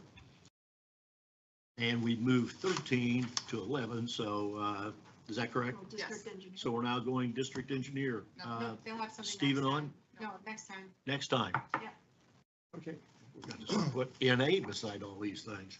Admin agenda items, 11A. Now do we want to take on the, If we could, I appreciate the board's consideration, because Counselor for Stony Brook is here, and Katie Berkey, I don't know if you've met Katie before, she's sitting next to Margaret, work with That's what Katie. you look like. Has to put a face also. So, saw Katie walk in, so I appreciate the board's consideration, I'm sure the client does also. But what you have in the agenda book is what we've been working on for the last couple of weeks between the district and the Stony Brook Association and council for both. And then earlier this week, we had a conference call to sort of pin down what would happen with the monies currently in the 004 fund. How could they be expended or utilized? So to avoid any necessity for applying them to the otherwise required general fund assessments, or because we can't give credits back to individuals. And the idea, though, is to have this property clearly by the time the board sets the high water mark for the budget adoption process, to not have to worry about funding 004. And so the agreement that I've handed out, document that you can tell we worked on it up until 10 o'clock this morning. Various changes were, what the edits that you'll see, if you just take this home, is adding some escrow provisions. The concept would be that you need to get U.S. Homes on board in the loop, but I'll be sending this out to Charles Mann tomorrow and compiling all the documents and exhibits, is to have on June 15th, 2025, have the quitclaim deed, the consent to the conveyance, the grants of easements, and any of the documents all executed and delivered to my law firm as escrow agent. And the documents, so therefore, we're certain we have all those written documents and are in my possession as escrow agent. Then the documents come out of escrow and the deed gets recorded, the consent gets recorded, the grants of easement get recorded, the earlier of the complete pay down, drawdown of 004 fund down to nothing, or September 30th, 2025, so that we don't have a funding issue for fiscal year 25-26. And we've all worked hard on that. It was a good little head knocking session the other day with Ellen Levine and Katie Berkey and the folks, and JT and Chelsea, Laura, and myself. So I just want to give you an update on it. And again, what's in the book, we've updated to provide for the escrow arrangement to not have any issues on the budget. do we need to recognize Katie to have any comments that you want to make or anything? We're ready to go? Oh, yeah. Katie is very good at sending back comments. She's not shy, and I'm not shy either, so it works well. Me neither. And do we need a motion, or is this just an No, this is update? informational only, again, Just an just to let you update. know it's still on track, and, the board, and Stony Brook's desire to keep this moving and moving, that's what we just want to let you know it is. Great. So, that's all, thank you. You had emails, I mean, as before I came over here at 1:30, where there's still stuff flying back and forth. They are actively working. We don't need anything to slow this down. That's the idea is to Okay. try not to have it slow down, that's correct. Okay, Yes, thank- ma'am. Okay, thanks, Tony. I think you were also going to let us know about conversations you might have had about what kind of work could be done to draw down all these funds that are still left in the Stony Brook? Have those conversations taken place? Yes, that was And part, what are they? that was part of the conversation again with JT, Katie, and Ellen from Stony Brook side, and Chelsea, Laura, and I from the district side. And Chelsea, you want to? Yep, so prior to Daniel leaving, Daniel, Mark, and Nathan had met with the HOA, and the HOA had identified 4 different projects, some being repaving of their main road, their sidewalk repairs, flumes, small minor repairs to their guardhouse. Since then, since we met, I have asked their HOA to prioritize those because we know we have encumbered funds already with their security contract and things like that. So and their FPL streetlights, they have a monthly bill, so we got to project through the end of the year some of Tony's time. The board had previously opined that it's 50-50, 50 between 004, 50 between 001. So we have a follow-up meeting in 2 weeks to go over how much we project to be remaining that can be utilized for those projects. So the HOA is going to prioritize those, get back to us in the meantime. And what was that amount? About 150,000, I think, 150, between 150 and 160. I have to go back and review additional invoices with Laura, Sure. but staff in the meantime is soliciting proposals for those minor projects. But I fully expect that we will be able to complete some, if not all of those projects using the remaining funds that are in that. Even through wet season Yes, ma'am. coming up? Yes, Yeah, ma'am. okay, Even through what? wet season. So by No. September Coming up. 30th. Yes, So if- by if not September sooner. 30th, the Yeah. work should be done, Yes. everything paid, and it'll be zero. yes. So Yes. the recommendation would be to us then not to budget anything for Stony Brook for next year. That is the plan, yes. That's the goal. That's why it's structured the way it is with the documents in escrow coming out of escrow from dry water, September 30th. That gives a level of certainty as to documents being signed and being held, and the level of certainty that they have to come out. Still have a little loophole. Okay, and Doug, are you comfortable with all this? I am, yes. Okay. Any other questions? Thank you, Katie. Thank you very much. Thanks, Katie. Good seeing Thank you you. again. Thank you. Okay, now we go back to 11A, now B, community branding survey results, tagline direction. He's not here. Ultimately, we're just looking for to review the proposed taglines, and make a recommendation on which one you would like to proceed with, if any. You wanna Okay, scroll down? Comments? yes. I think, if I had my way, I would like to postpone this. I think there are still some pretty raw emotions between the two communities of Gateway and Pelican. And to put a tagline under there such as, Gateway to Paradise. I think a lot of Pelican people would have a tough time swallowing that one or swallowing some of these other taglines. From your community. And I'm choice. not saying that we should never have a tagline. I'm just saying, I think there's some pretty raw emotions right now, and to try and link arms and sing Kumbaya, this is not the time, at least in my opinion. Well, but this is for Gateway District. And it should represent all the communities, not just Pelican, not just Stony Brook, not Gateway Greens, not Hampton Park. So I don't understand you want to hold for Pelican because how it affects their brand, but what about all the other communities? Well, our names are going to change. Yeah. Our name is what our name is. I think there's components like if it's Gateway to Paradise, if that's not, like if it doesn't align necessarily with a Pelican vision, I completely understand that. But we should find a tagline that represents Gateway as a district as a whole. Why is it even necessary to have one right now? 3-2 for you. That'd be a good tagline. 3-2 for you. Because we're doing a branding update. Think about I mean, it, we though. don't have to, I mean, if we say we want to hold, let the brand soak in a little bit before we come up with tagline, I'm perfectly fine with that. But I don't think we hold it up for one community because we're not, unless we have all of the sub-communities having a voice, and that's why we're here. We represent all of Gateway. If we got 40% of Gateway that says we'd like to wait. Is there 60% of Gateway that says they want to move now? Let's wait till we get, there's 40% of the community representing, We got asking to just I thought it table was this a for a third. while. I thought it was a third. It's 40, we need to go back and change our No, no, not assessment the money. methodology. Oh, Not the money. I misunderstood. Voters. Board I, members. and to Board the members. point, let's get this Rule 6 and all this other stuff behind us, and the emotions may die down all on their own and be in much better frame of mind. There's no rush. I mean, I have no problem waiting, That's all. That's all. but we don't wait Let's just wait. That's all. because it needs to be a collective Yeah. voice, but I agree. I don't care either way. So Carol, did you say just defer this, table it for a while? Table to next meeting. Yeah, we'll table it until, Let's table it until June. A month, Okay. a month from now.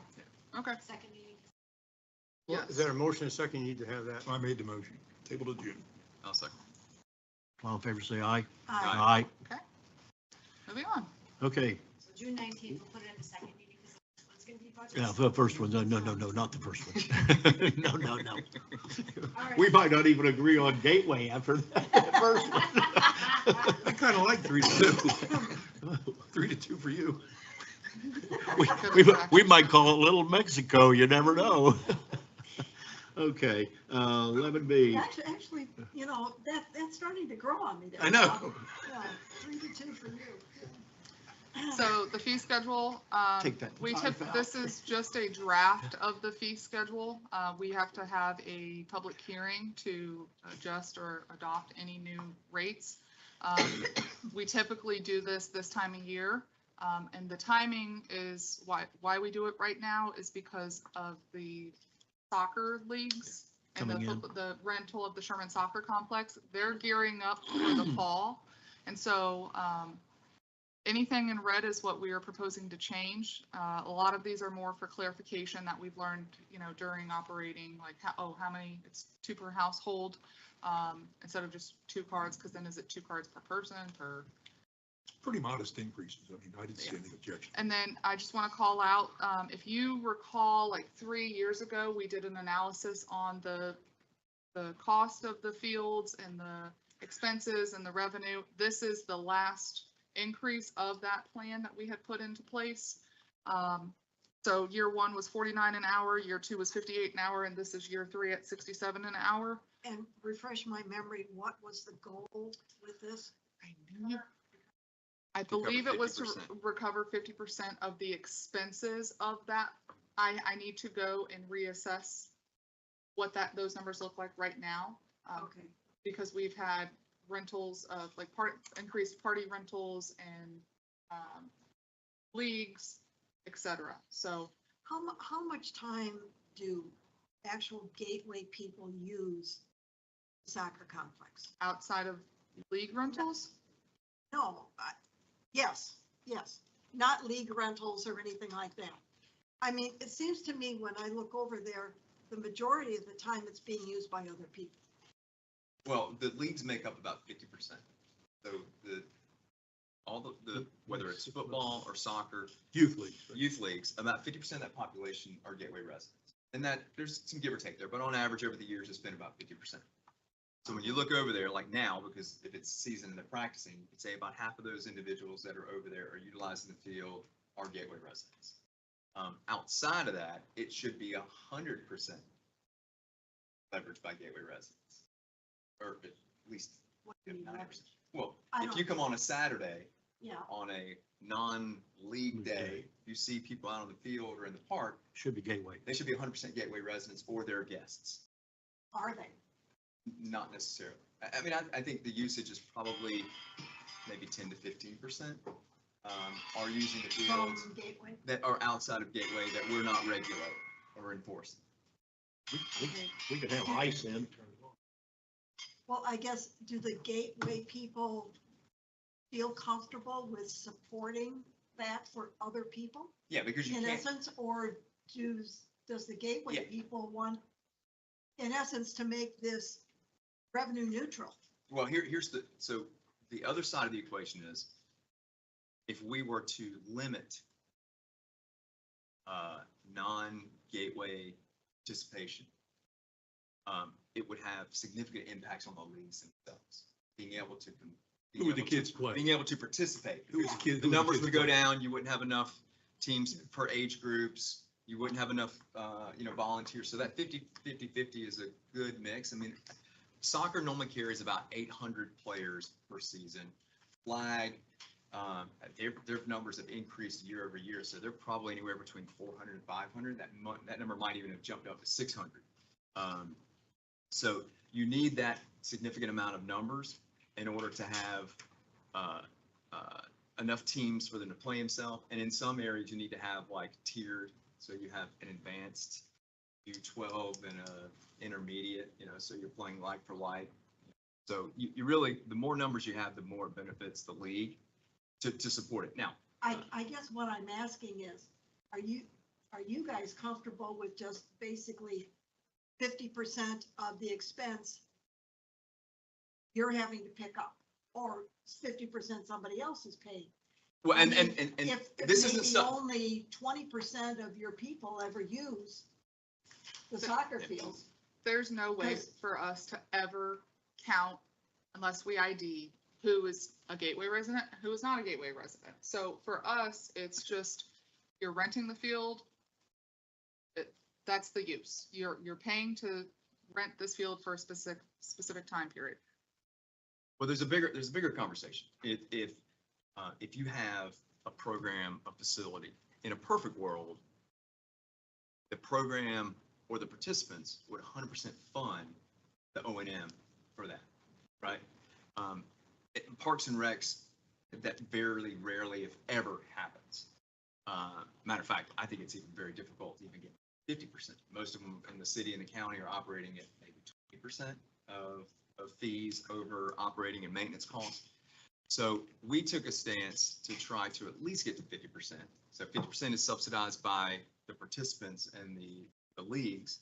The other 50% is subsidized by the taxpayer.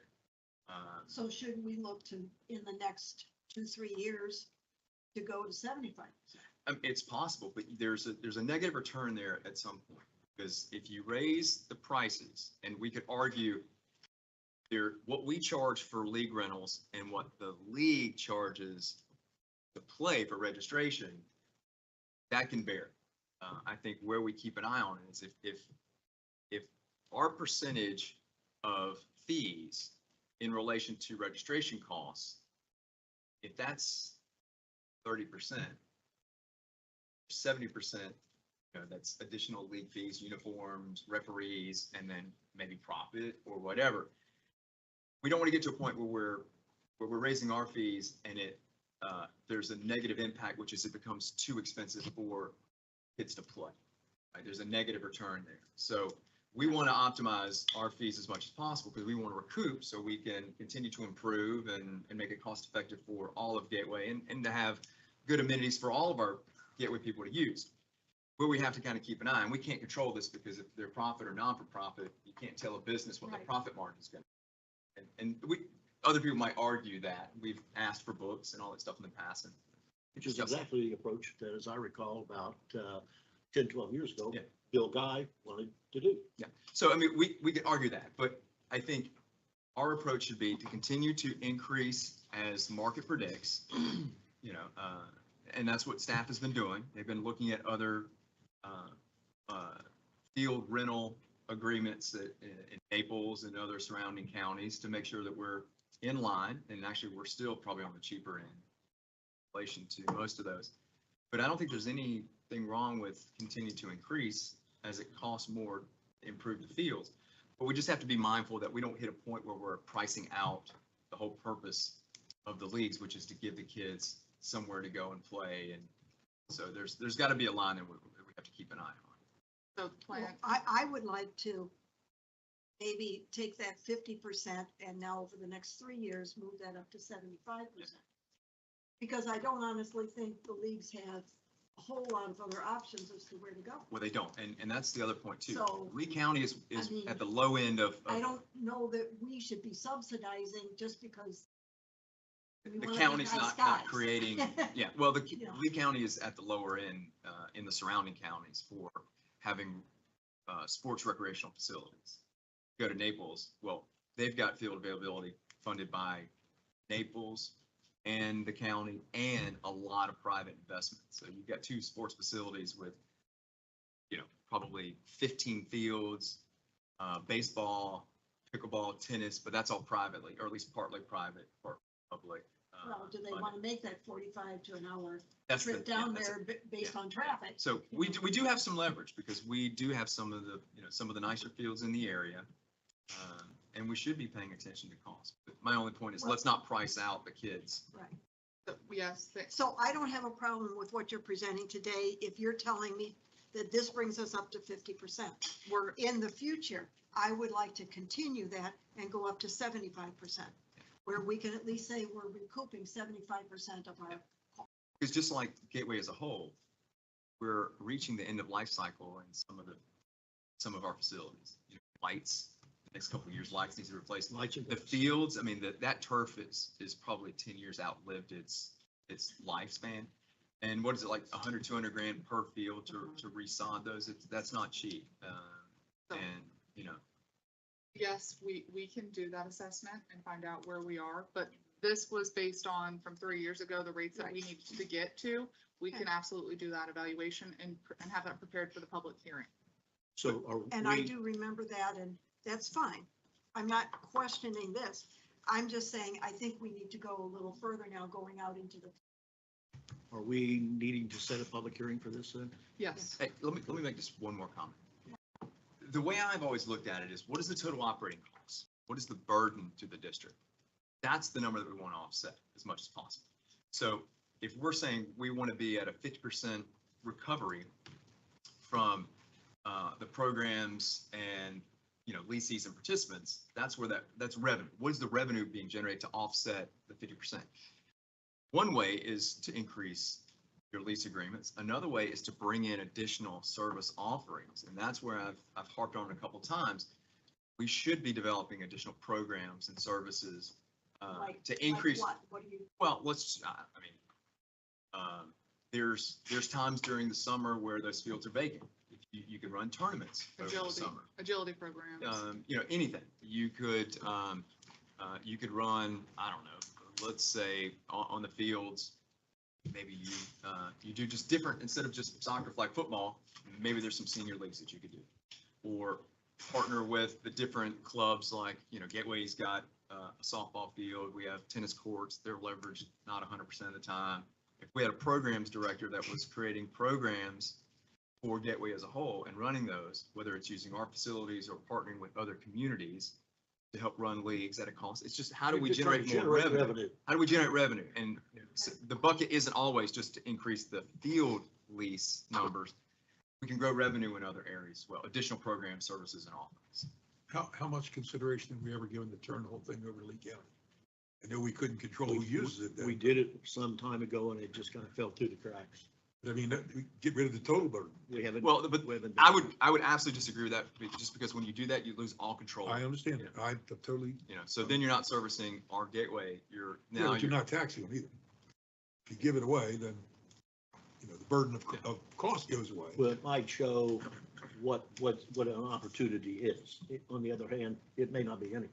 Yeah, I don't. Well, it would definitely release some of our burden, but I don't know if Lee I County's would even completely disagree with interested that. in doing it, but if we're trying to cut costs, Lee that's, County would probably do You it, know, but, that but is an they wouldn't opportunity. take it over without like roads. We would have to make significant improvements to field uses. but if we have a one-time expense to get rid of a long-term burden. I think that's an absolute no-go. The other question is unrelated to the cost, but how are we doing with Facilitron? Have we gotten the savings we were looking for, reducing staff times, activities over there and all? I believe, Facilitron. Siltron? Yep. I believe so, yes, Okay, we haven't had to make a payment to them where the other incomes correct, didn't meet the We're- threshold, we're okay? correct. Okay, well, that's good news. We've been, I think the deposits that are coming over have been, at least $17,000 a month. So we guaranteed them $100,000 a year. So that's like our net after the 10%, Right. after all of That that. was our goal. I've been right? getting 100K a deposits year. right around 17,000 a month. So we have no problem. We've met our obligation with them. Okay, Is so that we is have that a some, fixed for the whole term, Laura? No, it depends on how many people rent and how many hours. It's different every month, but it's right around. But the there. 100,000, is that per year? Yes. That doesn't go to 130,000, 180? Okay, thank you. okay, so we have some options to look at relative to generating revenue, because I think that's what we're talking about. Yeah, and I'll mention, and you'll notice when we get into the capital discussion, Doug hit the nail on the head. The sod over there, the biggest problem that we have is we are forced to shut down that whole complex in the summer to give the sod time to recoup because of the hours that are used on it. And so if we look at redoing and, one field at a time. Third, or whatever. Yeah, well, there's 4.5 fields. So if we just did one field a year and slowly took our time to upgrade the sod, I think that will help on the summer shutdowns and reducing that so we could have more programs, because that's when the kids are out of school. And Bob had brought it before. It costs more, but a lot of the new fields being created are all going to turf. So it's absolutely something to consider. Absolutely. Okay, no, so we need to set a Public hearing. public hearing We're- date, We're requesting it be on June 5th. June 5th. Yes. Which is our That's not a meeting. regular meeting. It is a regular meeting. That is? Yes. It would be the same day that I'm hoping to have the high water mark. When this building gets built, we're gonna move out Yes. the Concession stand. concession stand. Okay, so that would become available again. Do we need a resolution or a motion on that? Just no motion to set the public No, hearing no, date. not necessary. June Okay. 5th, though. Yeah. Okay. That's the plan. Any other discussion on this item? Okay, Maybe at a future agenda, you could bring to us a program whereby we could start moving towards 75% or other options, county or whatever. Yeah, you're talking about 75% of total, Expenses? Expense. total expenses, right? Right. Yeah. Okay. but there's two components of that. One is the operating cost, which we're around 400,000, How much was it, Ed? about 400,000 as I Just for recall. soccer? The other one is the capital cost of yet to be spent. We could be 2 million. So it's a big difference there of what we're talking about. They both need to come in because capital, like, I agree with what Doug, we got problems with lights and that grass is tired.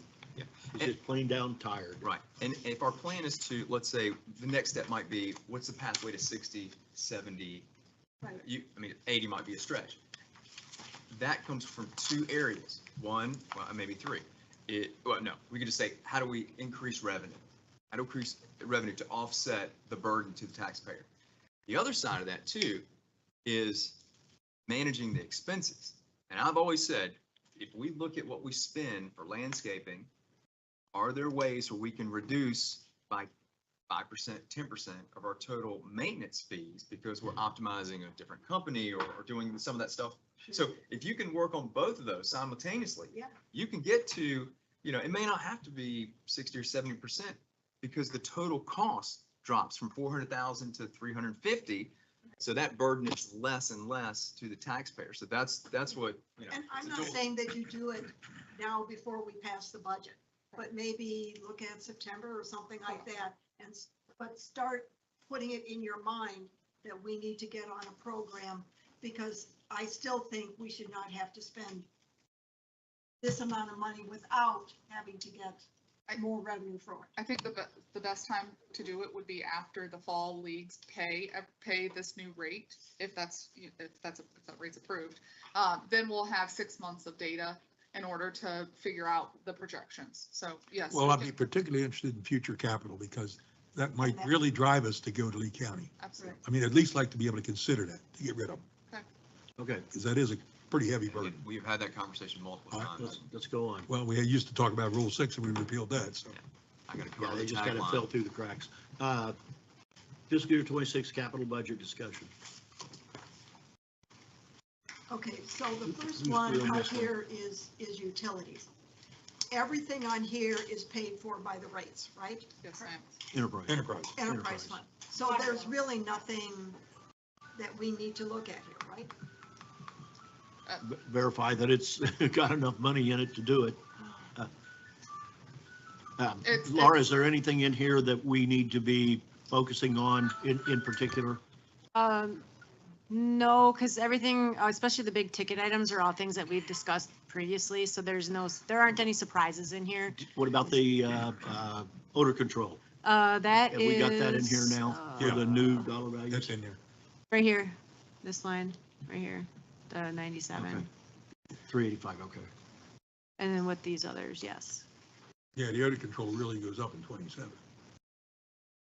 $500,000. Choose to purchase. If you choose to purchase. So if we choose to keep leasing, then that would go away because Yeah, that that would was just what, become an seven- operations. It's, 7 up front and I can't remember I what the just did number the was PO now. and I can't remember. Yeah. Okay, I know what you're talking about. So I just want to call out the force main and irrigation main project. We are anticipating HMGP money for the force main component of that. And we'll utilize the connection fees as our 25% match unless we can get the CDBG money from the county. The irrigation side, which is an ineligible portion, we intend on applying to SRF for a low interest loan on that, on the irrigation main. So you do see a lot of large ticket items. They're either grant funded, SRF funded, but most of these items you'll notice are typical day-to-day operations that we need. Valve insertions, things as we're exercising valves, sewer jetting trailer, make things easier on staff. So, but Okay. yes, these are all funded out of the water bill.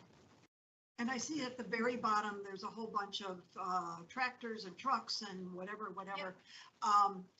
And going out, do we have a policy for our vehicles? You know, we keep them up to a certain mileage or something, or I don't know. Do we have a policy? Historically, what I've noticed when I was doing the trends when we first started setting this is right around we hit that 8-year mark, it seems to be when we start to have a severe increase in repair bills with the I vehicle. think So it's that's, hours more than mileage. yeah, Hours, keep in okay. mind that the fact that they pretty much only drive around inside a gateway and they sit and just run a lot during the day. It's not like your car where you're going back and forth to the, Sure. the gas station, you run to Tampa, you go to wherever, you're driving your vehicle. These just kind of stroll around inside a gateway. So it's not the best for the vehicles, but that's just the nature of the beast for what we use them for. So the reason we went with the 8 years is because historically, when I was watching, that seems to be about when the repair bills start to rack up. And it's more cost efficient for us to just get a different vehicle. No official policy, but that's how we operate. It's a Just plan. based on historical data, that's when I've seen the increase in repairs is right around 8 years. Some of them go a little sooner, some of them we try and milk a little longer, but the average is right around 8. Do you have a total? None of these have a total. Am I missing My something? sheet has a total, but it didn't print. Doesn't want to scare you. It's a secret total. I've heard that at home. Yeah, I will Total make sure didn't that that's print. on there for the next time. I'll have it totaled by funding source, because some are capital, some are SRF, some is bonds, some is grants. So I'll make sure that all. Yeah, reflects at the bottom next that's a time. big difference. Yep. And Laura, if you would, please put the revision Version. date Nah, and the annual date on Nah. every sheet. Or if So you're I know gonna what put, I'm looking at. Yes. if you're gonna put the SRF, put the annual P&I, because that's real. Okay. All right. Next. So nothing else for utilities. We'll move on to Public Works. So notice, Anything new been added to this from the last one? I don't think there's been any changes to any of the sheets since last time I did it. Maybe there was that one line that we did on the admin. oh, What's the basis of selecting some vehicles are under utilities and some are under public works? It's based on who generally drives them. So these are vehicles that are normally driven by the public staff, and the other ones are generally driven by the utility staff. the biggest change on this one was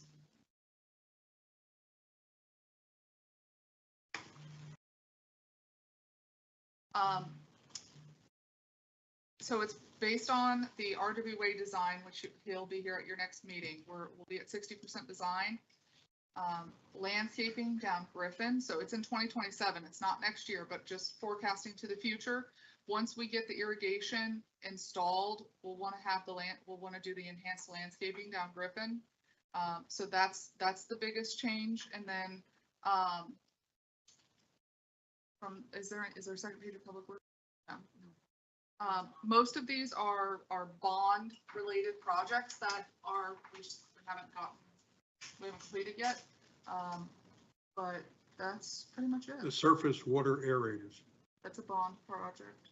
and that's only 1 year, 26, that's not very. That's the much. remaining balance of that project from the 2023 bond series. So Okay. Laura's been keeping track of what we've spent within the past couple of years. And so from that original amount that we took out, that's what's remaining And to how many do. bonds did we get for that in total? I'd have to go back and look. We did a handful of them 2 years ago. We had the biggest expense was running FPL, getting FPL and running electrical. Absolutely. But what we have left, as suggested by the board, was the trunk line ponds and doing those next. So we'll stretch that as far as we can. Well, that's why I was looking at 28, 7, 8, 9, 30. I don't see any money there. No, so We're certainly not done. no, we're not done. But the Not plan even a is, start. the plan is to utilize the bond funding, and then within the waterway category of that 2023 bond, if there's any money that we can move, we'll evaluate then. Nothing on this page affects Pelican at all. It does not appear so. Okay. Is there, I just didn't want to miss something. I think we might have talked about this before, but the area down Gateway Boulevard, as you're going up to Stony Brook, I think it's Waste Management Yep. that owns that side. And then Stony Brook. You mean after you go past the road that goes Yeah, back yeah. door to Pelican? It looks terrible all the time. It looks horrible. You know, they've got that chicken wire fence, Dead trees over dead there. tree, so they went and cut it. And then they left all the debris to rot. Most time that farm fence that they have up is covered in weeds and everything. Is that ours or that's FPL? It's the waste management. I think Waste Management Yeah. owns, We ought to get them to What beautify. can we do to get somebody, that is just an eyesore when you come into the community from that direction. It's horrible. I agree with you. It looks like crap. And they're not doing anything with it. Nothing. They have moved back and they've almost got like a kill zone now. Yeah. I think that's for the rats, so that they can see I them. don't know. But, It just, if it's they ever do horrible. something like where they go and they clear it, they clear a certain line, but then they just leave all the dead stuff there. It just looks terrible. I don't know if we have any influence at all on yeah, that or can anything. we, You can we got any idea? give, can we give somebody at the county a call and see what can be done to put pressure on them to clean that mess up? If nothing else, they go in there and put in Put something a hedge of some kind. like big, tall growing calusas, So, to anything. where you can't see it. Anything at all, right? Something Anything. fast growing. So when you look out, you can only look at this angle and none of that trash that's on the ground, you don't see it. It's pathetic, I agree. For the record, Flavia she's having technical difficulties, but she is joined. I have her on speaker. So, can we go ahead and bring her in then? Yeah, you make the motion to allow full participation by Flavia Walsh based upon exceptional circumstances. So I'll make that motion. Is there a second? Second. All in favor, say aye. Aye. Aye. Welcome on. Going on.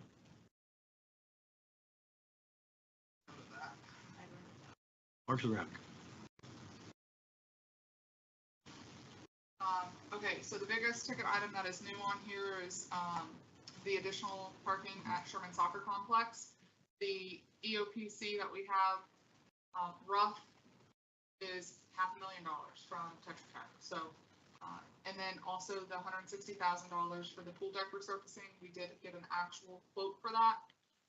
The commons amenities, that's bond. And But then not Pelican. not Pelican, and then Parks and Recreation Fields and Amenities, that is also bond. Anything that you see bond on this Parks and Rec page. is How many not parking Pelican. spots are we gonna get? A lot. Is that to try and get everybody off the grass? Yes. So it's got that back parking lot, it's basically gonna Back be, by the dog park? yeah, it's like that section of, it's gonna mirror.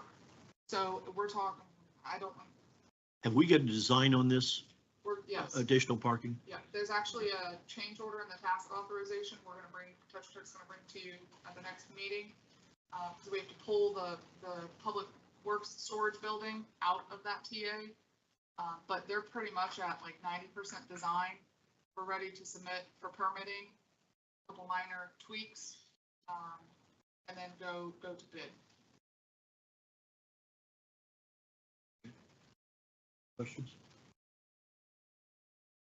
Okay, so on the column fiscal year 2026, starting with the 500,000 for the additional parking, how much of that Pelican pays 14% of that? No, No, Pelican pays nothing. no, you pay, if it says bond, you pay nothing.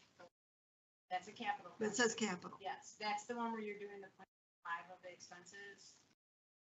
That's where that comes from. So we pay 0.15 of All of that taken the out. project. Estimated and proposed. So the only, well, there's only two things on here that say bond. Just the commons amenities and the parks and recs, fields and amenities. The 300,000 and the 2,529,369. So the line item specifically on here that would be impacted based on the updated assessment methodology would be the additional $500,000 for additional parking, pool deck resurfacing, the $10,000 in bleachers, community message board, the vacuums, And the and the 25,000. 25,000. So about 700,000 roughly.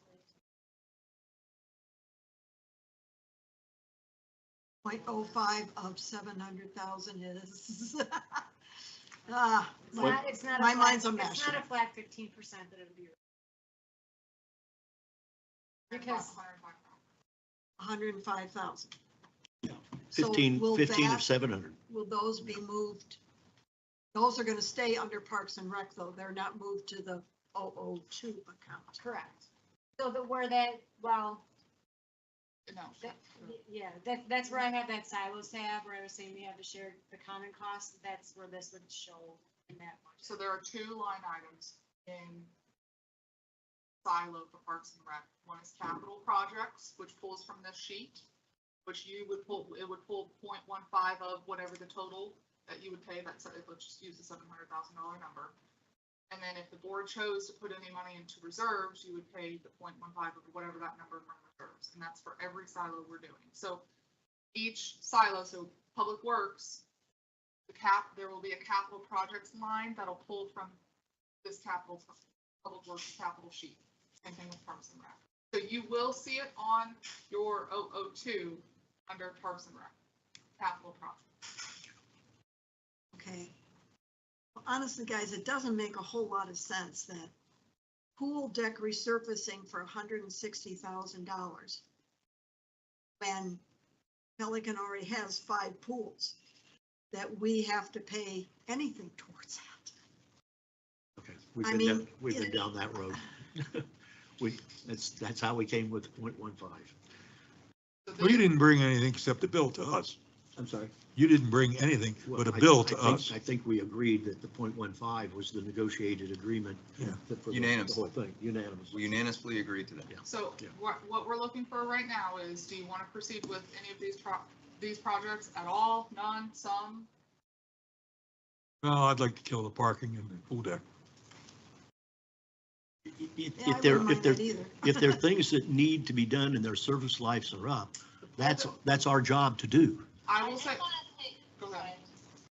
I just want to say that pool decking definitely needs to be it needs to, it's falling apart, it's flaking off. We're talking about 4 or 5 inches pieces that are flaking off, and there is water intrusion. And this is something that we talked about 3 to 4 years ago. And all we did was paint it, So it's something that it needs to be done. So That's just my opinion. I will say, if you nix any of those two, the pool deck resurfacing, it go over there, please. Sounds like a safety issue. It is a safety issue. No, really, it does. No, but my. We have my- milked my it role is as to long advise as the we board. can milk it. Yeah. I mean, we didn't do it 4 years ago. I'd have been okay with it 4 years ago. That's our job. We just can't continue to kick the can down the road. Well, I mean, I can see where like for FPL linear park improvements for 25,000. Yes, I suppose somebody could go and walk on the linear park and, okay, that seems reasonable. I will move to take out the Sherman Soccer Complex and the pool deck resurfacing. Total of $660,000. Can we get some benefit on that? So when we talk about the Parks and Rec stuff, I think we need to understand the benefit, and because if we're going to invest, let's say if we're looking at either 500,000 for additional parking or that money used to, I don't know, redo sod, which one of those has the biggest impact? Which one can we potentially justify for raised fees for revenue? The parking to me is tough because there's not enough parking today, and I don't know if there's any stipulations on that. That's whipped cream. Yeah. We don't need whipped cream right now. Yeah, well, I'm not saying We that, need but to I'm buy. saying I think we need to understand the benefit, because if there's not a clear benefit to do it now, then it becomes a project we do in a year or 2 years, or we put it off. And I think with these items too, we need to do some prioritization. What's going to help us either improve quality of service or amenity, which is going to have the most potential for us to justify increase in revenue or rental fees. Is it a must-have or just like Yeah. to have? No. And clearly it can't be a must-have because we've been surviving without it. So Hank, just Flavia says she can't hear you. Can you make sure your mic is on, that you're talking into it? I think I'm here. It says on. It's on. So, Okay, just make sure you have your face right in it.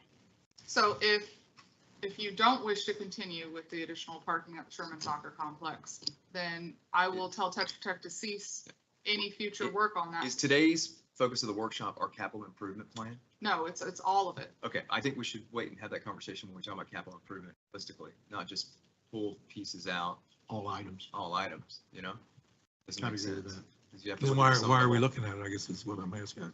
Well, I thought we were looking at budgeting. I thought this was a budgeting You meeting you for, mentioned, Doug, the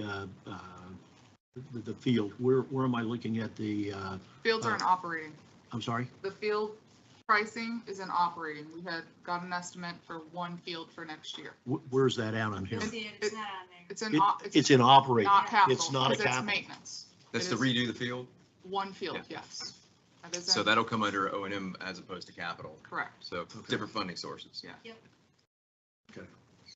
I agree. We just Well, wait until we have for the whole call- thing for well, discussion. You have a motion I do on, have, you I have- did make a motion. Okay. so Is there a second to that motion? Yeah. I second. Okay. Any other discussion? All in favor, say aye. Aye. Aye. Opposed? Aye. Aye. There's our Okay, logo. going on. all right, any other conversations for Parks and Rec? Can't deal with it anymore. Any other? No. No? No. Okay, moving on to the next category. You want to take administration? Okay. Ultimately, we've got our IT, so that's the shared cost with, I believe, utilities, the enterprise. Yep. So that's our computers, monitors, laptops, things like that. And then the welcome monument, this was not budgeted as part of the admin building. So we talked about that front entrance welcome monument wayfinding sign. I did get a guesstimate number from a local company. They said 200, but as we get into actual, you guys picking out what that looks like, that number could go down.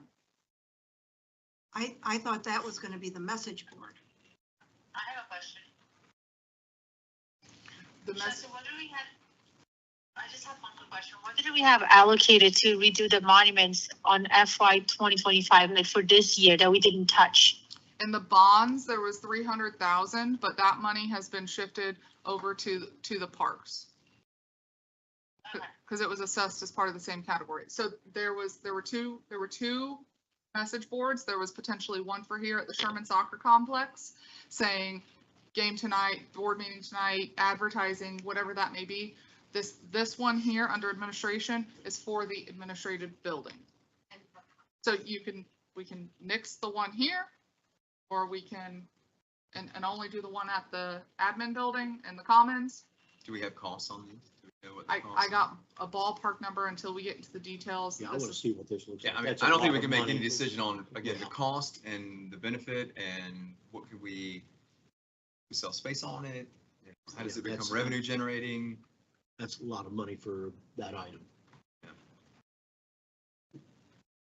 Well, I thought that because the Commons was right off of Gateway Boulevard, that was going to be the monument and the message board. I thought that was one. There's options for two. We can, that is this one. That is this $200,000 one. I'm sorry. I thought that was going to be one altogether. It was a monument and message Yeah, board, the that's- same thing. That's this digital message board, the 200,000. The other one is for the Sherman Soccer Complex, Where's it at in here? under Parks and Rec. And what was the price Why don't tag? we take that one out at least? Go back to that one, Laura. Where was that at? The. Was it? Community There it is, billboard community message, estimate, 35. 35,000. That's a big difference. That's a big difference. 35,000 there and 200. One of them is a wide screen and the other one's a, You're building one from scratch, Chalkboard and running eraser. electric, you're doing design, you're putting in a digital message board and the size, and then this one is just refiguring this little one, this little monument over here. So Oh, so the 35,000 is for this one? this little one, sure, Just to put, and that's digital? to make a I difference. think we need to look at this more. And 200,000 for the other one? Yeah, yeah. I mean, the wiring should come in as part of, we're already putting, Again, these are budget numbers that I got until we can get into the nitty gritty and you Okay. guys pick They just- stuff. Let's look, that it doesn't seem real. to be continued on this, on these. Okay, It's crazy. anything else on admin? Anybody have anything on admin? No. Pelican Preserve, There is one change on this, the ponds here. Originally Doug, he has an estimate of $600,000 to do one of the ponds over there. And he was gonna do half of the pond one year and half of the pond the next year. And as a result of the PPAC meeting last week, well, the discussion, they combined these to just do it all at once, because you got, you have to drain twice, mobilize, demobilize, all of that twice. So they are going to do that all at one time, and they're going to offset half of the cost with a draw from reserves. So how they're going to do it, the plan is to put 600 on the budget line, offset it with $300,000 from reserves, and then the next year Doug will put 300 up there and then pay the reserves back. So they'll like front him the extra 300,000 for the 1 year, and then he'll pay it back the next year. So There's nothing in 2026 is that Pond Pelican 36 wants to the use one- capital funds for. is Pond 36 the one over there that's on the north side of the road going over to Prado that has got some serious issues? the Where's 36 that is at? by the golf course. This is 43. Yeah, where's the one that's got the serious problems on the north side of the road? That's the I thought it was that's 36. What are you talking No, about? 36 we already did. 36 is done. That's the pond that we did the That's the one last we did. year. That was this year's. Okay, what's the one that I went over and looked at? I think Flavia that's this brought up one. A couple of meetings ago. It's 36. Well, we're having issues with the repairs on it, so Yeah, that's that's still under different. warranty. Yes, Okay, so it's a That's gonna warranty be issue. yes, that one Okay. was already, that one was done already, so those are But just repair From a capital issues. point of view, So it's there's a nothing, warranty issue. there's nothing on here that warrants capital expense by Pelican. But these, Everything's all of gonna these be done, items, excuse me, everything's going to be done, but they're choosing, PPAC wants to do it within their O&M money. that's what I was just gonna explain, because Pelican doesn't actually have a capital fund, like the general fund has the 300 and Enterprise has the 301. These items all transfer over to their O&M budget, so they're here, but they're not being assessed twice. These just carry over to their O&M budget. So you'll see these same lines on their O&M budget with these dollar amounts in them. This is just because we consider them capital projects, but they don't have a capital fund. This is where we accumulate them, and then they're actually assessed and accounted for and tracked on the O&M They side. pay for it under O&M. Yes. And this list was just bullet points. I mean, it was So staffs. all of the repairs that need to be done to 36 of what I saw over there are all of considered a Warranty. warranty Warranty. issue? Yep, Our pond subcommittee is addressing this. yep. That And these are contractor ought all to be things that real came happy. from the subcommittees. These are not things from staff. These are items that came from the subcommittees. Subcommittee had no input on the sheet. I had conversations with every single subcommittee chair, and Well, that's that's where not these what numbers P-PAC, came this from. did not come before P-PAC I brought these numbers from the subcommittees to PPAC. as capital. As, like I explained, they're on the capital sheet because you don't actually have capital, they're not accounted for twice. Then why do we have All it of on the these capital sheet items here? go over, because they're large projects, so we All right, track them Laura. on the capital All right, sheet. whatever. But they all click, We're they're not all, putting any capital money. That's the bottom line. They're paid for it under O&M. the Everything lines else transfer over is to the O capital. and M budget. We Okay. consider them capital because of the cost, but they're paying for them on their O and M budget. They're different. Any Because other they don't have a questions on fund. Pelican Reserve? No. Okay, I think that takes care of the capital. Move on.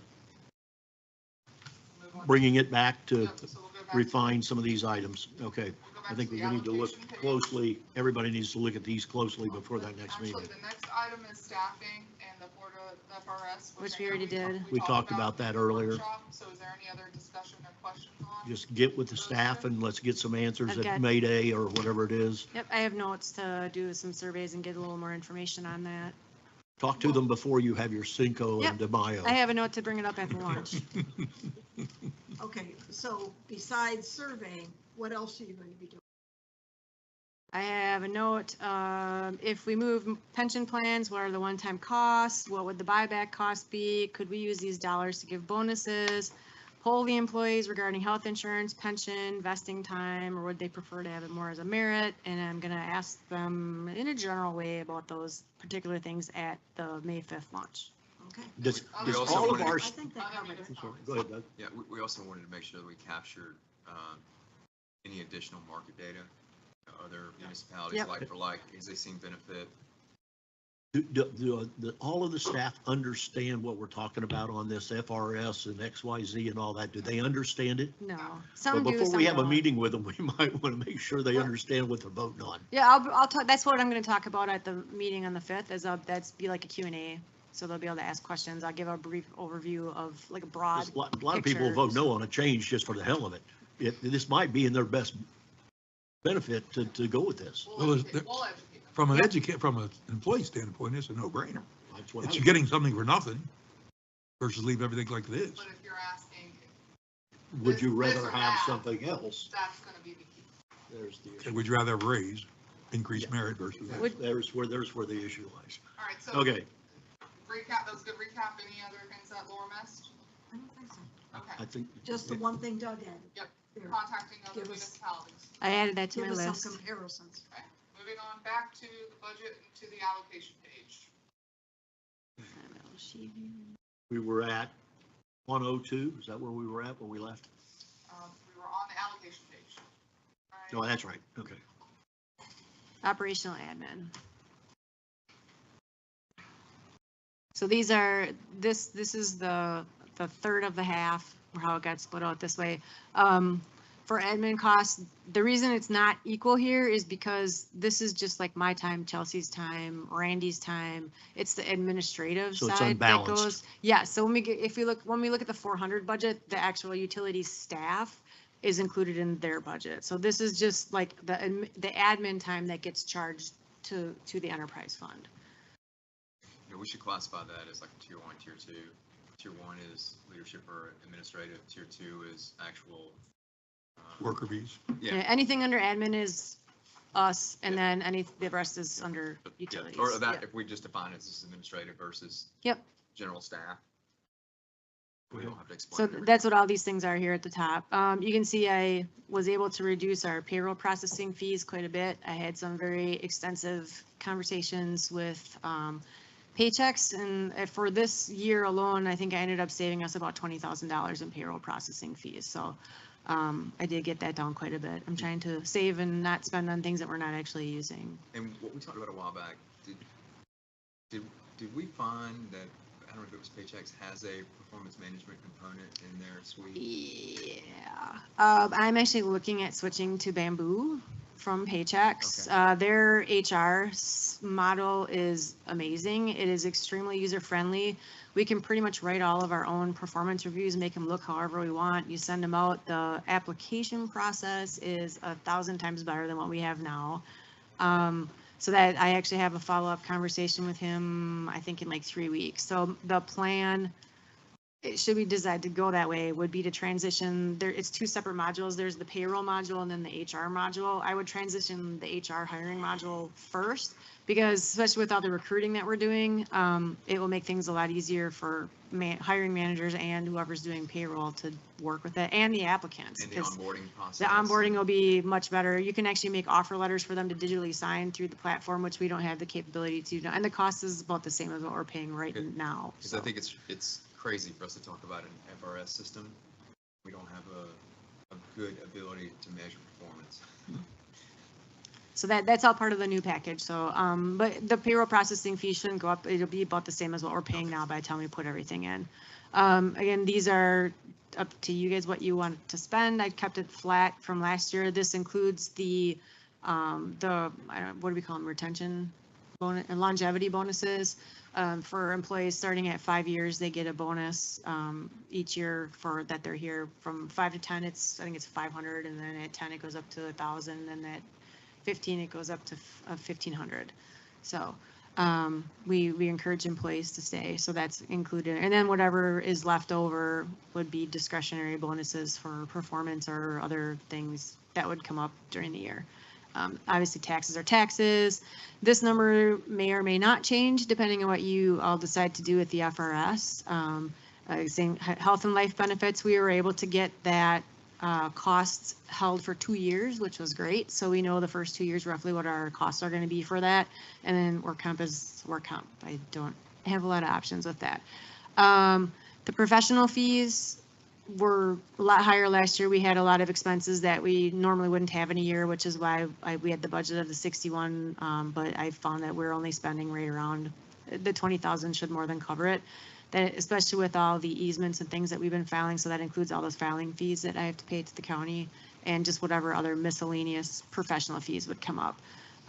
This would be when we have to contact our HR lawyer for different things that come up. So we've been able to stay within that. That's fair. We have a separate attorney for that? Yes, she specializes in HR law. Yeah, that's the Suzanne Boy's partner, John Petanovic, if you recall John. Yeah, we usually call Suzanne. So yeah, we have a separate lawyer for that. We don't call her very often. Okay. I mean, not very often, but usually it's something that I have never experienced before, or it's something that I need to make sure that how we're going to handle it isn't going to get us in trouble. So, so this is a new position. This is coming next meeting to you guys. There's a TA for Tetra Tech to do some GIS work for us. Part of it we'll be able to fund about half through the budget from the professional fees for fiscal 25. The remainder will go under this category for fiscal 26. And that's to help us get the rest of our stuff into Cartograph, get all our GIS stuff updated, mapped, moved over, and in our asset management system. Who are we using now? No one. What? No one. They're doing a little bit of work for us now. Tetra Tech is we did a little bit with Passarella, but it's mostly been Austin whenever he has time, and we're falling very far behind. Doesn't the 002 account use? That's GIS yours. That's mapping? different. That's different. your Pelican only stuff. Oh, okay. So this is for Cartograph. So especially with the Pelican data, we're going to have to find a way to get that into our system. So that's going to require a little manipulating on our part as well. So all of this is So in your one system account. doesn't talk to Pelican No. system? It does not. We started first, Carol. Oh. The GIS, what is this under, what Well, budget why category? why don't we just go to the Pelican system and, Because your Pelican system only has assets for Pelican, it doesn't give us life expectancies. It doesn't allow us to do reporting. It doesn't allow us to do tasks. It doesn't allow us to set up like what we just implemented in March with the stormwater. It'll actually kick out a thing at the beginning of the month saying, these are all the inspections you need to do this month. So they go out and they actually go out and do their checklist right in the asset management different system. Yeah, and based on the conditions, it lets us know, hey, you're gonna have to replace this in 2 years instead of 5. You know, it helps us track all of those things. So that's why. so you think this is a better system? It's very extensive. Oh yeah, this is a million times better, yes. Okay. Your So GIS we- mapping is literally a map. This is an asset management system, so it's completely different. Asset management. Yes, it's an asset management system. which we issue work orders out of, yes. Got it. So Okay. it's not just a map telling us what is where, it's Yeah. actually a way for us to keep track of all of our assets and the maintenance on them and all of that. But does it also tell you what is where? Yes. That's what this is, that's what this is for, is to help us get that in there, so, Will Pelican be incorporated in that? yes. Pelican will be in Eventually, this too? yes, yeah, that's the So plan. will Passarella go away? Yes. We've eventually? already been informed of that they're no longer going to support it. So if you recall. Who's with your- no longer going to support? Passarella, it- hang on, let, Okay. If you recall with your subcommittees, Peggy was taking the lead that the current system that you have, that ticketing system, that it's out of date and it's gonna require basically an overhaul and redoing and rewriting everything that's on there. It's a conversation I had with Will. And so we said, instead of rewriting and redoing that system, we've slowly been transitioning. We've got your ponds already in our cartograph system. So we're slowly moving your assets that you have on that map over. But it's going to take more effort. We've got this, all of the stormwater pipes in. We're working on aerators. Slowly we'll get easements. All of yours that we've done, we'll get those into cartograph. So we want to make sure we get all of our documented assets that we have out in the field. Signs will get there eventually. Light poles, hopefully we're getting out of the light pole business, but anything that we have out there, that all ties into See-Click Fix. So then if you're on pond 43, or if you saw a street sign that got hit, you can do a See-Click Fix and tag that asset and it'll tell us exactly what's out there. So. Okay, well, guess where I'm going is PPAC has a budget of 50 grand in itself for GIS. That should go away. If they have one-offs that they want to do, like if there's additional easements that need to be done next year, but that's their purview, what they choose to do with that. This is going to cover the management of cartograph and See-Click Fix and getting all of the rest of the Pelican Okay. assets If in. they have a need for a one-off, should they roll it into cartograph next year? I see no reason to give Passarella 50 grand. No, I don't think you should give passive, I don't think. Seems like I'm paying for two systems. That's where I'm Yes. coming. The plan, my goal is to work with Peggy and get you guys transitioned over to cartograph. Well, And I really know is with Ed, but Ed okay. and Peggy and get. Yeah. I know that Daniel was pushing out reports and what was coming in with See-Click Fix, but the goal is to get that and then working with them to figure out what forward-facing, public-facing Okay. maps we can. because I just don't want to throw 50 grand at them if I agree. we got this system. Yeah. We'd have to pick one or the other, Well, whichever the you better. do pay Passarella. I don't know what the dollar amount is to host that map every year. You pay them that. I don't know what that number is, but that's something we can find out from Will. Okay, Yeah, so. short Yeah. term, okay, all right. I just saw the 59. It says GIS. I took it literally. Yeah. I wonder why are we paying to do it again? Yeah. Okay. Going on. So maybe Pelican only has to host it or pay 50,000, maybe one more year? I don't think that 50,000 is even the number, but we can find that out between now and your next. Well, it's the budgeted number, Yeah, and we just held it the same as it's been for the last. 5 years. or so. Yeah. All right. that's a takeaway we can do. Well, I guess I'm saying, are you going to be ready in a year or 2 years or what? I would say a year. A year? This will help get us there. If we didn't have this in there the way that we're doing it now with staff training, no way. So, Okay. so the big change with this line, although the cost is a little higher, this used to include the pool. It does not include the pool anymore. So this is for our admin office. It's the internet at the admin office and then our phone system. What's So- flop? That's the Fairway Lakes Office Park. So when I say I'm at the flop, you know where to come. We call this the shop and that's the flop. So, Well, that's going to go away anyway, so, okay. yep. So, so that's what that is. So you'll see, the internet for this building is on its own line because it has fiber. And then I'm assuming, well, I'm gonna have redundant internet at the new building because we have problems where one or the other goes down, and if we lose internet, we're dead in the water. So I would have a good system like we have here with a lesser backup system. So this is internet for this office that we're in right now, the Griffin office, and then 6 months at the new admin building. Our employee cell phones, I've been doing a lot of haggling and finagling and trying to get plans down and making sure we're on the best pricing with Verizon. So I'm confident I can hold that steady, even though we have more cell phones than we did last year. I've been able to get some of our plans reduced, to get us to maintain that.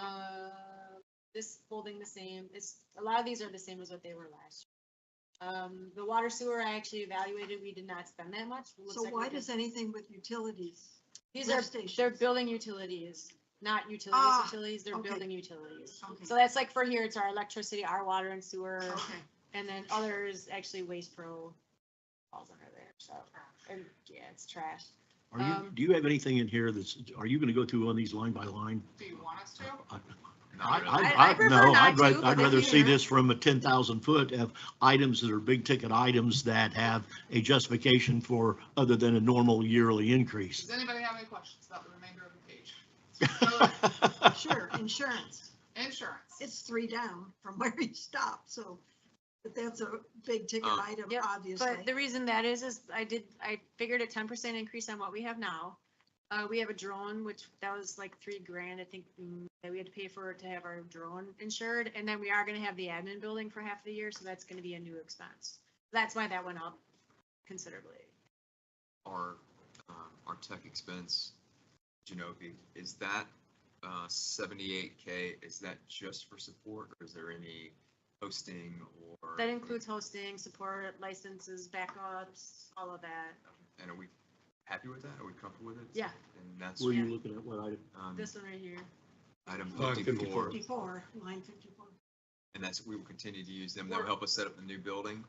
So once we move to the new building, we're gonna try to be there a year and look at a holistic approach and see are our needs being met? We have additional computers, additional space, technology, because we're gonna be upgrading from archaic stuff we have here. So, yes, we are very comfortable with that number right now. That is the a- contract that they have. That's a really good number.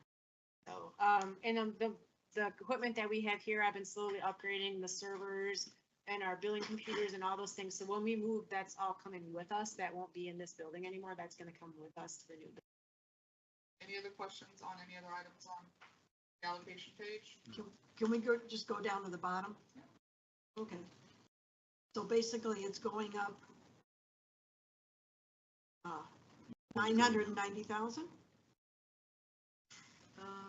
No, about 300. 300 and some thousand, 350. It was 1906 and now it's Oh, it's 2284. going from 19 to 22. And the majority of that is because of the way that the staffing is calculated now.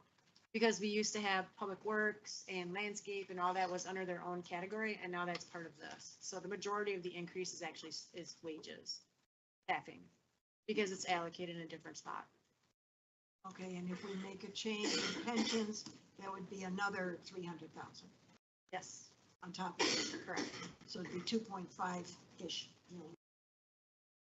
Yes, 2.6 probably. Okay. Okay, Nothing else on the allocations page, Bob? not at the moment. Not at the moment, that's fine. All right, so you'll see those carry over to this page here. So this was, again, we looked at this earlier. These are all the expenses from that allocation page. So I'm just gonna blow by these. This is just how they got divvied up. So they just carry over to Yeah. the They percentages. carry over to this column. The Gotcha. percentage of it, so. Gotcha. Landscape services, does anybody have any questions? We did incorporate the tree line costs, so we had staff go do tree counts and based on our last year's contracts, and then we moved the Ameriscape numbers over here, so we did incorporate those tree line costs. And what was the number that got moved over here? 206, I put it in the 206,000. And then we did. the Okay, so, but I thought they only reduced Pelican's landscape number by 160,000. I don't, know. No. Whatever moved. It was an exact swap, Carol. It was? Exact swap. Okay, then I'm wrong. Okay, That number came directly from Ameriscape. Mayor's okay.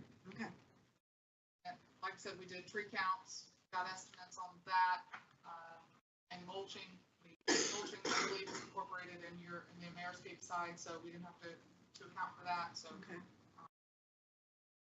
Oh, I might have added a little bit. The 3%.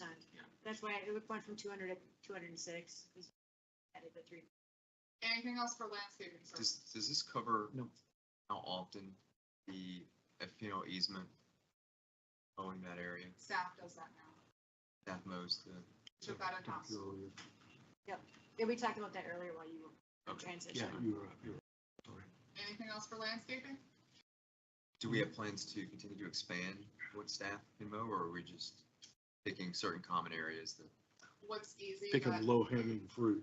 Yes, the low hanging fruit, yes. Things that cannot be damaged. Driving a tractor.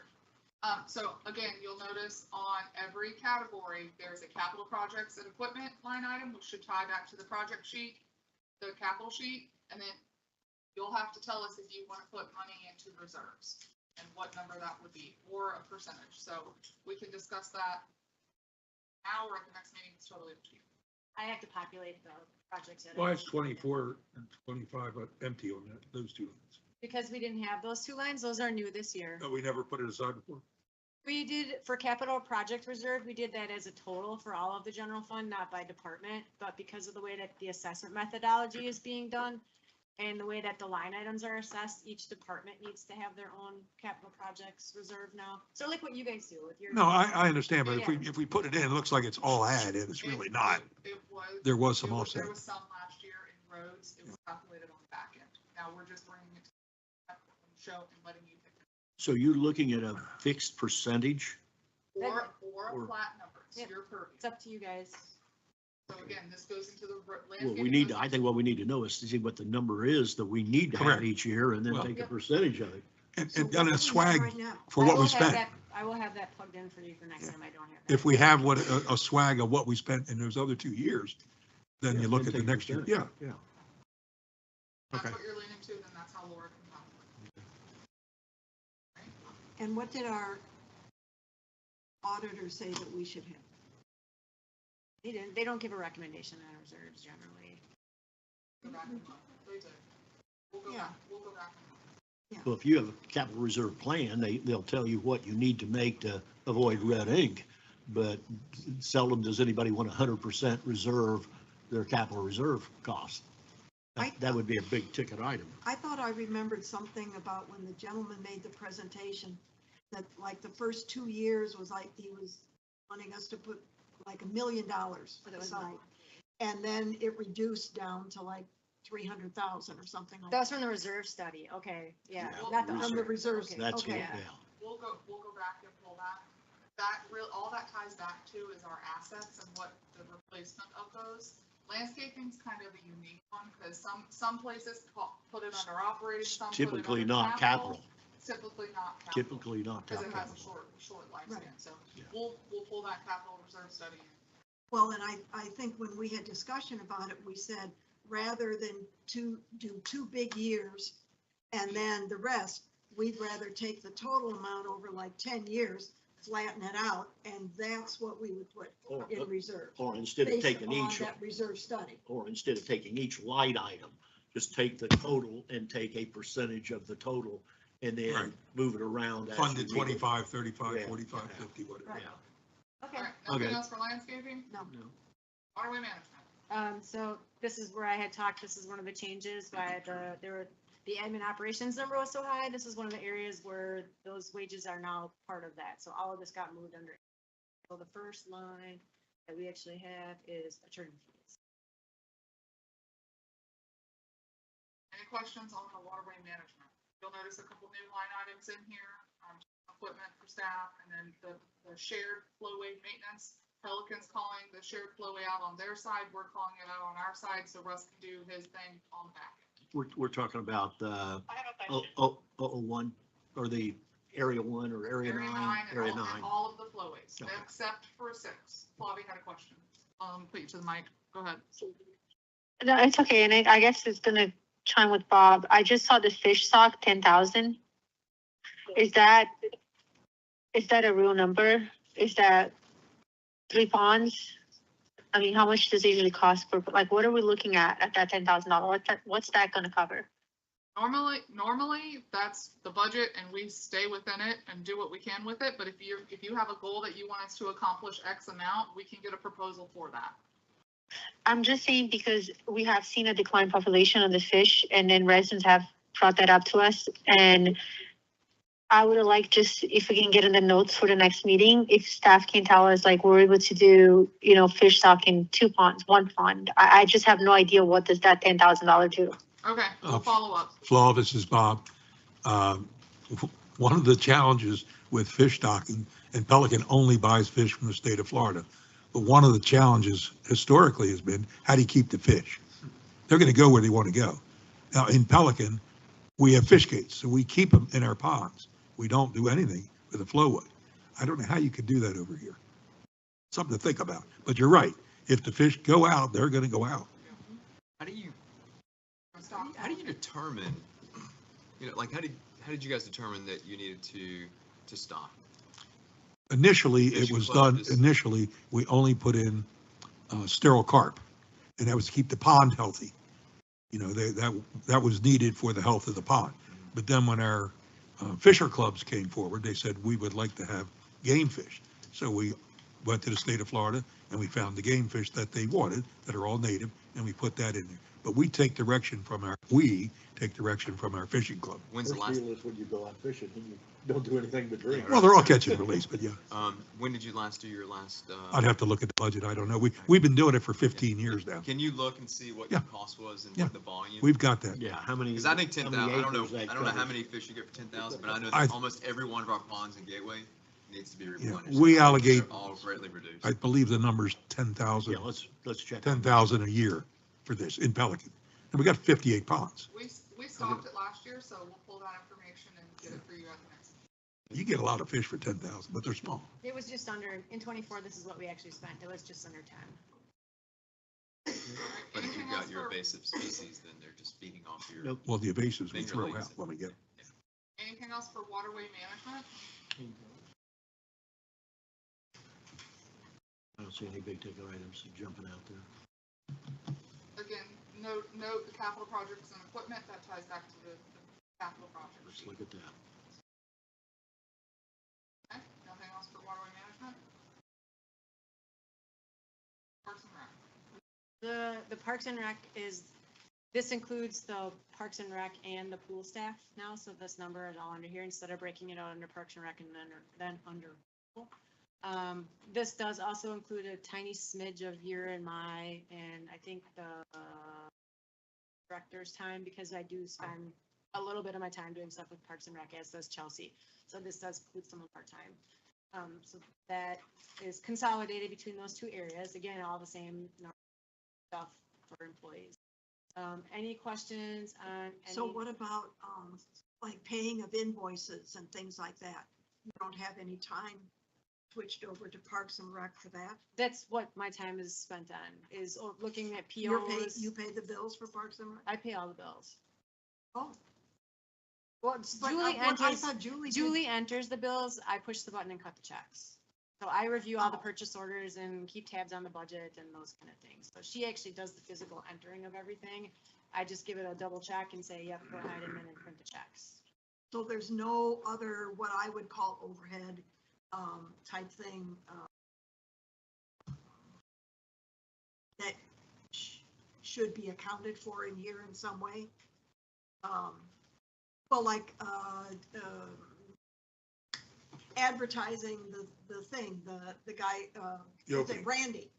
Should some of Randy's time I be think he's put got a in little here bit of time in because there too, I of the think. I have events to that he look. does stuff in and all that sort of stuff, or not? He's got to be a percentage somewhere. I'm just wondering if you've accounted for everything that, He's not in there. There, if I account 1%, which would be what, 20 hours? There are very few contracts that Randy touches that are Parks and Rec related. Very few. yeah, but you got a lot of publicity that's Parks and Rec This related. is true. This is true. You know, your 4th of July thingy, you're at the pool, that's Parks and Rec, your fishing derby thingy. I know some of the other thingies. You're doing good. Some of your other thingies. Well, I'll revisit Randy's time, even if it ends up being 1 or 2%. So we need to look at Well, is tweaking there Randy's anybody time. else I that agree with that. needs We should be to? allocated to Parks and Rec. Okay, well, really, the only other potential staff would be our admin staff over at Flop. So, I know we've counted for my time, her time. We'll evaluate Randy's and Maybe Georgia for Georgia. crack, so we can do that. And Okay. have we thought about, I know that what used to be the pool attendant, that position has more, the roles expand and broaden. We thought about offering that as a full-time position in the future, because as we get the administrative building there, we'll have a presence and need someone there full-time. But right now, we're making up with part-time. Even if you hybrid, you have maybe one full-time and 2 or 3 part-time. But it might give us another position where we can offer full-time I get employment it. to make it stickier for people to progress. So I'd say let's evaluate that next year once the commons is up and functioning. We have 4 part-time staff now that are capped at 32 hours a week, but until that gets constructed and we see, evaluate the needs of it, Yeah. let's have that conversation. Historically, when we reviewed going to part or full-time positions there, it greatly reduces our flexibility with scheduling. And so that's why we've been able to have a more coverage with the flexible schedules of part-time people versus having full-time people there. But, So I and understand. maybe yeah. not 100%, but at least maybe have one position also give you the ability to attract a little bit different type of employee in that position, someone that could grow, could take on additional responsibilities, that has a different skill set than someone just looking for a part-time role, that you're going to pigeonhole in that. And the other thing is, I think we should start looking at pricing out some security options. It's Oh, it's yeah. in here. You got it here? Okay. Yep, That's it's in coming. here. Oh, there it So is. Yeah. That was Cool. based off Pelican Preserve's Wiser contract that was just solicited this year. And I just took rough numbers for half a year for basically the road roll, and that's the projected number. They would be responsible for only the third party, so an 8-hour shift, third shift. And that would be responsible for the commons once constructed, the fun park, Sherman Soccer, all of our parks. The thought process is the daylight hours, there's enough So people. you're not gonna have a gatehouse. You're just gonna have a person going around checking on it. Checking the various facilities, correct. Mainly at night. And So we'll have a it has to be rollback. nights and weekends. It's probably the biggest one. Weekends, weekend. especially Sundays. Okay, go on. Okay.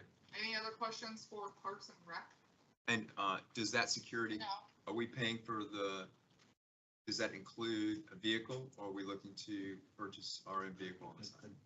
We just went through that. You're cheaper, better off leasing it. Your cost. With the security company? Yeah, we paid the security company. We had a car and gave it to them, and it was killing us on insurance and everything. I mean, the only thing is like, that's great, but how intimidating is a Evo or a Prius going around Gateway? Well, all they're supposed to do if they see a So we problem had is a- call we the had police. a Chevy, I forget what you call it, but it was more effective with the security and having the lettering on it than ours. It just says Gateway Greens Community Association. Yeah. And all they're Well, supposed to if do I is to call the remember- police. If They're I not supposed to remember take Tony's action. lecture to us, they can only Observe. observe and report. That's correct. I will double, Observe and report, that's it. we'll double Can't check do anything else. to make sure that the vehicle costs were included in that. Okay. Okay, anything else? I just want to call out the pod replacement. Oh, for the soccer field. And you're not talking about doing the whole thing. You're Oh, talking no. about do it one at a time. Yes, ma'am. That is per the county's contract with JSM, so that not only includes, the sod itself, but addressing any irrigation issues, any additional dirt that needs to be brought in, that is. So this is one, All in. basically one field. Yeah. Okay. Can you get turf pricing on that, just so we can compare apples to apples? I can, Yeah, yes, well, I have, Turf pricing, I can tell you what that was, 1 second. and if you That have is- it, I'd like to see the actual quote. Yep. I can Now, email is that to this Sprigs or is this sod? Yeah. I thought it was sod. Sprigs if it's Bermuda, it's probably Sprigs. But if you do Bermuda sod, So that this that is- is expensive. you. Irrigation Immense. heads, spray out existing turf 2 times. Reverse till, sand over field, laser grade, Is this sod replacement you're talking about, the Yeah, detailed yeah, sod no, replacement? Sounds like Spriggs, the way she's going. the Bimini Bermuda grass rolls. Oh, So it's The not. rolls. Rolls. that's expensive. And can we just look, the problem that we have over here is there's certain times a year when it's muddy or it gets dry, and that Bermuda, because it doesn't have a deep soil base to enrich it, or even more importantly, have deep roots, we have patchy marks. A simple solution that a lot of complexes do is they just seed it. They overseed it with rye or something else that's quick growing, that provides substance. It looks good instead of patch marks. So In the winter. really anytime, you know. Rye's typically in the winter. Yeah, well, it doesn't not necessarily have to be a rye, but because like after a season like right now, or when the season's over and you've got all these patch marks, they should be coming in and they should be overseeding right now. So it's green as we move forward. Check on that. Anything else for Parks and Rec? Yep. I just have one question, one comment. We were talking before about buffering the landfill site. The district owns a sliver of land along the funny shaped piece, along right there, that blue. We've got required that, we required all of the appeal easement. I think, yeah, that's not the area that we're talking about. Oh, Actual so- the landfill went in and cleared a strip along their fence, and they Oh, just left okay, it. you're talking about a different location? Yeah, I know they Okay. sprayed the weeds the on the whole fence length and of it's their dead. landfill. This is Gateway Boulevard. okay. Yeah, Yeah. yeah. All right, Public Sorry. Works. So as you can see, like I mentioned earlier, again, contributing to the Yeah, we own increase in the wages under admin ops, all of the color are up there. Any So I- questions So for I Public, blacked out the silo. any questions for Public Works? Public Works Yep. do things in Parks and Rec? Irrigation. That's our landscape. I Should be think part of separate. Angela's time was under, We'll evaluate that. Drainage. Yep. Irrigation should Let be me talk to separate. Mark. He and his team might do minor, like, repairs if there's a toilet. So we'll evaluate that with the other ones, like we talked about earlier. house. Public Works.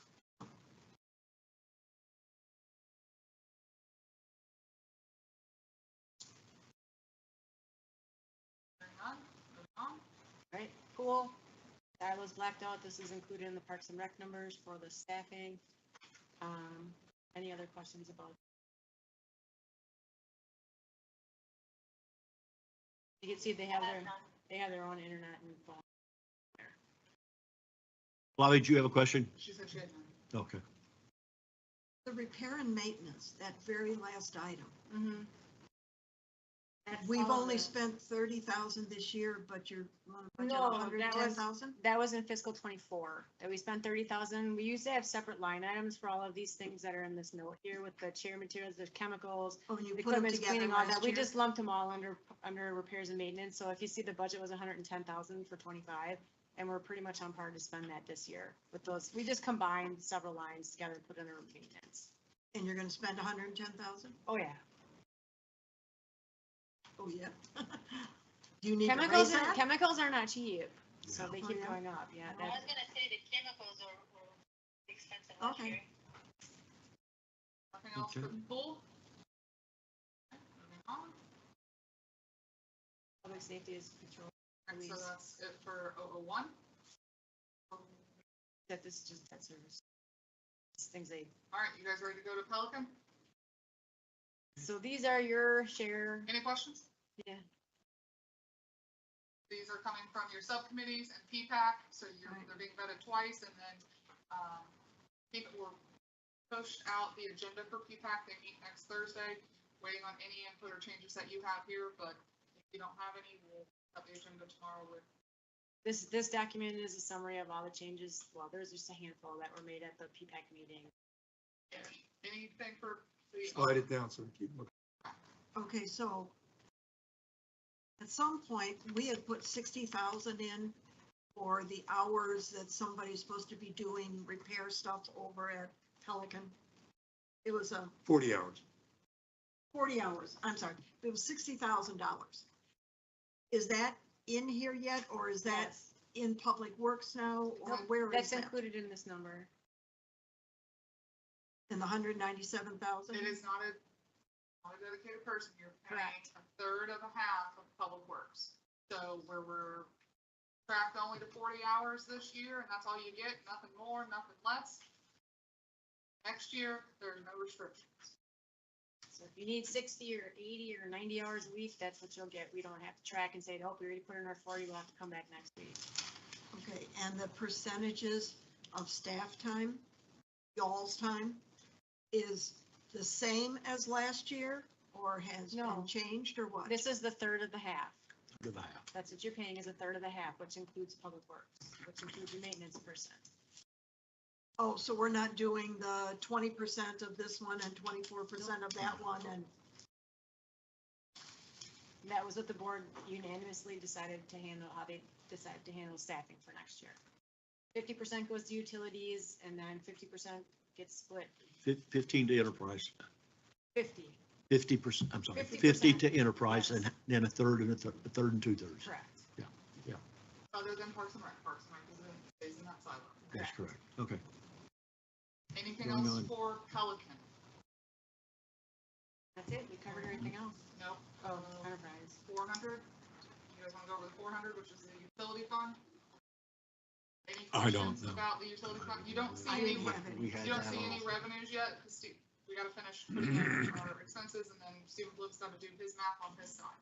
But this, where you can see here, these numbers align with that. Only big one on this one is the Shared. 8% add-on from the county, correct? I actually put 10 in because they'll have a raise again before we get to the end of our fiscal year, so I padded it. So by you got a 10. mid-year deal. Yeah, and they do it in July and our fiscal ends in September, so we'll have 3 months with, Any questions on I agree. enterprise? On the Joe? enterprise and fund. that's it.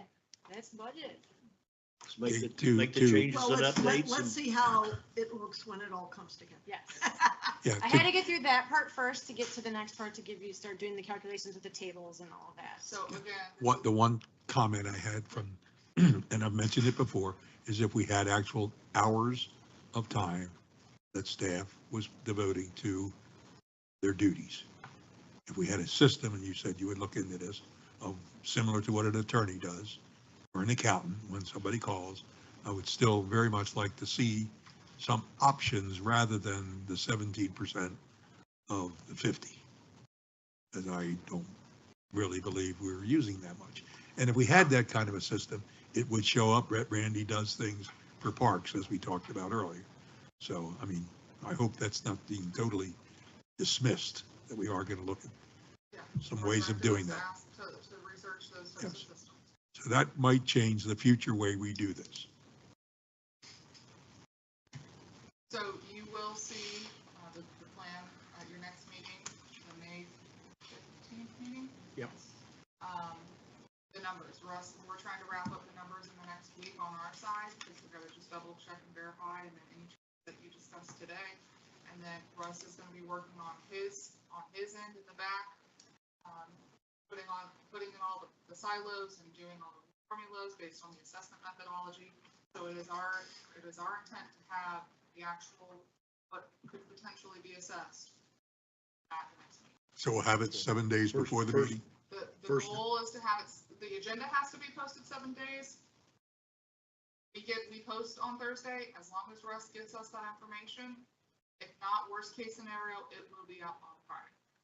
I will be away, but I will be taking my laptop and working out any issues with Laura.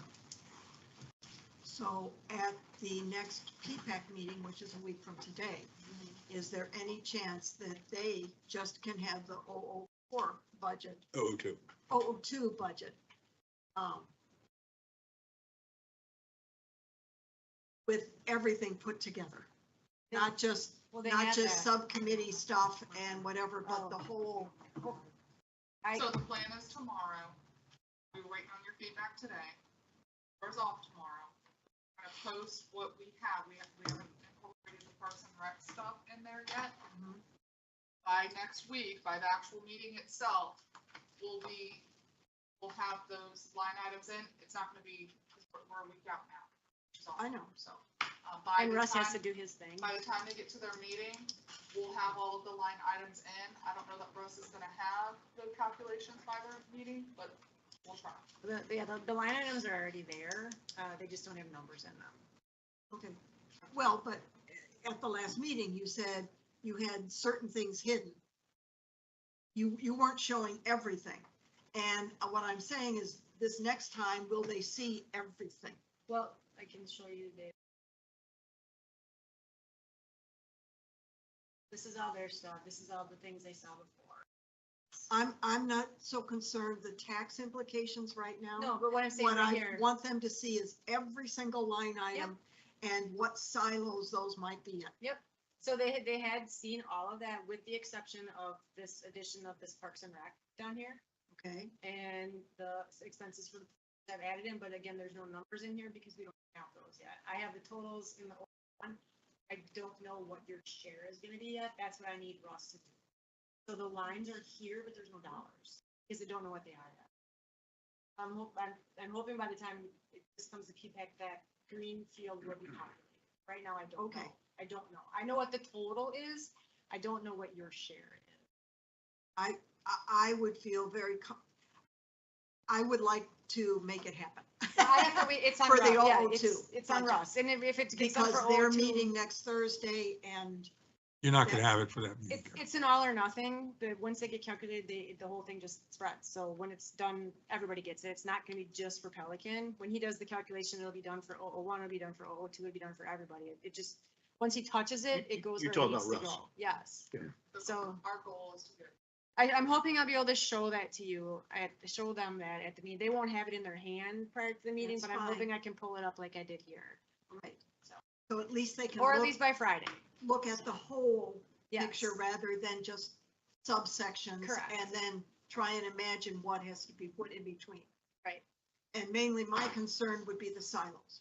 Right. So seeing everything as a whole and then seeing where the silos go. Yep, and I actually have a tab that summarizes all of that, so once that's populated, you can see how it was parsed out, and then it'll show on your 002, the effect by individual line. But then there's the whole tab that shows like this expense went here, this expense went here, this. Well, because they expense won't went have here, so- another meeting till June Understood, and that'll be, right, I but we would have like time, their input. yeah, we have till August, I mean, to have them tweak their budget, so they're setting their high water mark. That I have, But, and the you know, things that they contribute. Carol, the only thing that P-PAC can control are their three areas of ponds, safety, and landscaping. The And rest of it, operations. They the have rest of four. it. What's the other one? Operations, they have an Administration. operation. No, part of the operation. The rest of it is a mystery until we get it back from us. Okay, anything else? I don't, Is there any other questions about budget? I think we have all our marks, capital, staffing, Yeah. numbers. Yeah. All right, Check that capital first. thank you. District manager. I do have a couple items. We had some damages over this past weekend on Gateway Boulevard. A kid went off-roading with his truck, mudded up sod, did some damage, went on the The canal. flowway. The flowway. Went on the flowway, so I need your blessing to press charges, so that way we can recoup the damages on that, so I'm asking that of you. So moved. Was there a police report? Yes. yes. He was, He had to have a police report because he left his truck where it was stuck in the mud. so Flavia, JT noticed it, Flavia went out, she called me and sent me pictures. We worked together, we did trespass the guy. We were following up with the sheriff about pressing charges as criminal mischief, but we had to work on price proposals for the damages, so we've since done that, and it's about $16,000 or $17,000 worth of damages, because on the flowway, it was the TRM and the rocks. So it's a felony. So anything over $1,000 is a felony, so Boy, that's under a criminal tough mischief. lesson. So- Was it a resident? Yes, Ooh. 22-year-old kid, One so. of my better ones. And we're gonna go after felony? Gateway Yeah, we Greens? won't say where he lives, but Do we need to do the felony if we get the money? The ultimate decision is up to the state attorney's office to decide whether or not to Okay. pursue. But they don't want to be treated as a bargaining chip in these things. I mean, their usual, my experience with the state attorney's office, when I worked there for 6 years, was if you want us to prosecute, you ready to go to full board? If you don't want us to press charges, we can always try to pursue it through our Well, insurance and see if. But it's isn't our lining only up. interest getting our money to repair everything? I mean, if he does that, And so, do we want to? If you're coming down Gateway Boulevard, heading south, and you do a U-turn off onto the FPL easement, drive down the Blacktop Road and off the Blacktop Road, go over the canal coming out of Stony Brook, do a left going down into that deal with your big dually truck, and try to go 100 yards up that deal tearing up the canal, I wouldn't give him a second chance. That's not just being on the easement, just doing a couple donuts. No. Okay. Yeah, doing a couple of donuts, that's one thing, but going up and doing what he did, and there were 3 trucks, because I went over to the I'm not house suggesting we don't afterwards. get remuneration. It's ridiculous. I'm just wondering whether we want to put a felony on the kids. No. Yeah, no, that, I mean, Just, That's all I'm talking. just an ounce of flesh, not a pound. Yeah, I just They gotta wonder- learn. You wanted can't to do fix that everything. kind of stuff. So That's I'm just looking ridiculous. for your blessing on doing that. I'll make a Yeah. motion to go ahead and press charges for criminal mischief if the state attorney chooses not to. She go making ahead the and motion? move on. I'll second the motion. Motion and second. Okay, question, the motion is to press charges regardless of whether he offers to pay? criminal. Is that what I Or heard? criminal mischief. Okay. Sheriff will deal with it. Motion and second. All in favor, say aye. Aye. Aye. Opposed? Aye. Aye. Chelsea, can you send me his name? You got his name? Send it. I'm opposed. I'm Brian Carroll opposed. said no, everyone else said yes. No, Bob said no. 3-2, 3-2. You said no. Yeah, I don't want to press Right. criminal You charges. said no, you if he- said okay, no, all right. everyone else said yes. All right. Okay, got it. I did mention, Flavia, you might want to mute yourself. I did mention earlier in passing, we had 2 resignations this week in our utility, one being a meter reader, one being an operator, so we're actively recruiting those positions. I also, we made mention in the past about Elle retiring. I think I've talked to a couple of you individually about how to celebrate her tenure here at the district. One of the ideas that was mentioned was naming the linear park after her. I don't know if you passed the John Yarborough Linear Park. All it is it's at the entranceway, it's a sign and it said John Yarborough Linear Park or John Yarborough Park. About doing something like that for Elle or our linear park since it doesn't kind of. Yeah, and I love the idea because I think, one, it kind of represents the time and probably the place that she spent the most around the ponds and in nature. There's preserve there, there's the ponds. Good place to take a smoke break. And it also starts to build or at least identify the FPL easement as a linear park. I love the idea. If I get your blessing, I'll get proposals on putting that similar structure to the John Yarborough Linear Park It's sign. an arch, yeah. Yeah, the arch, and if that's what you want to do. If not, I can look. I would like to hear how much. Okay. All right, I will do that. Lastly, let me go grab our new public works director. His name is Paul Flores. His first day was yesterday. Welcome in. So Paul comes from the county.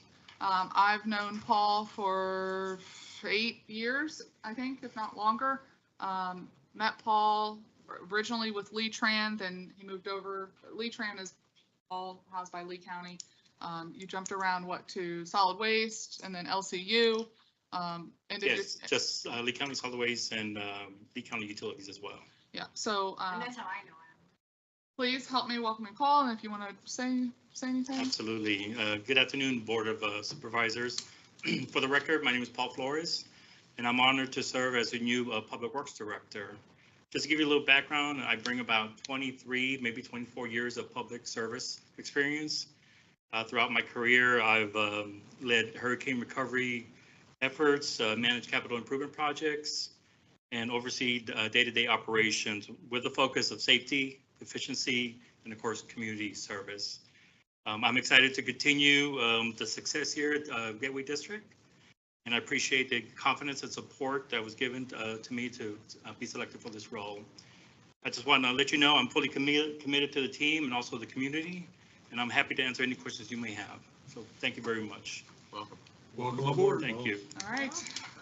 Hit the ground running. We will keep you busy. I No. warned him of that. Yes, we did warn him. So, in the meantime, while he is transitioning and getting acclimated in his role, please reach out to me. Again, I'll be on PTO next week, but you all know you can reach out to me on my personal phone. Project-wise, I'll be overseeing projects and slowly as transitioning those over to Paul. We do have a project manager position that Paul will be actively recruiting for to backfill that. Nathan's last day was yesterday, so a lot of learning to do. Fortunately, we're wrapping a lot of these projects up, and we're coming towards the tail end of our fiscal year, so he's learning budget right now as we speak, so, but Well, Daniel was very organized, so you will have big shoes to fill in that spot. Absolutely. I do believe that it's a really solid, very dedicated team here. I'm just here to support them and also to help them out. So without a doubt, I'm committed to the challenges and see what we can do to try to make some improvements. welcome aboard. Thank you very much. Thanks, Paul. All right. Those are the only couple things I had under district manager items. Tony, Yes. back to, we already took care of 13A, we deferred that earlier, 13B.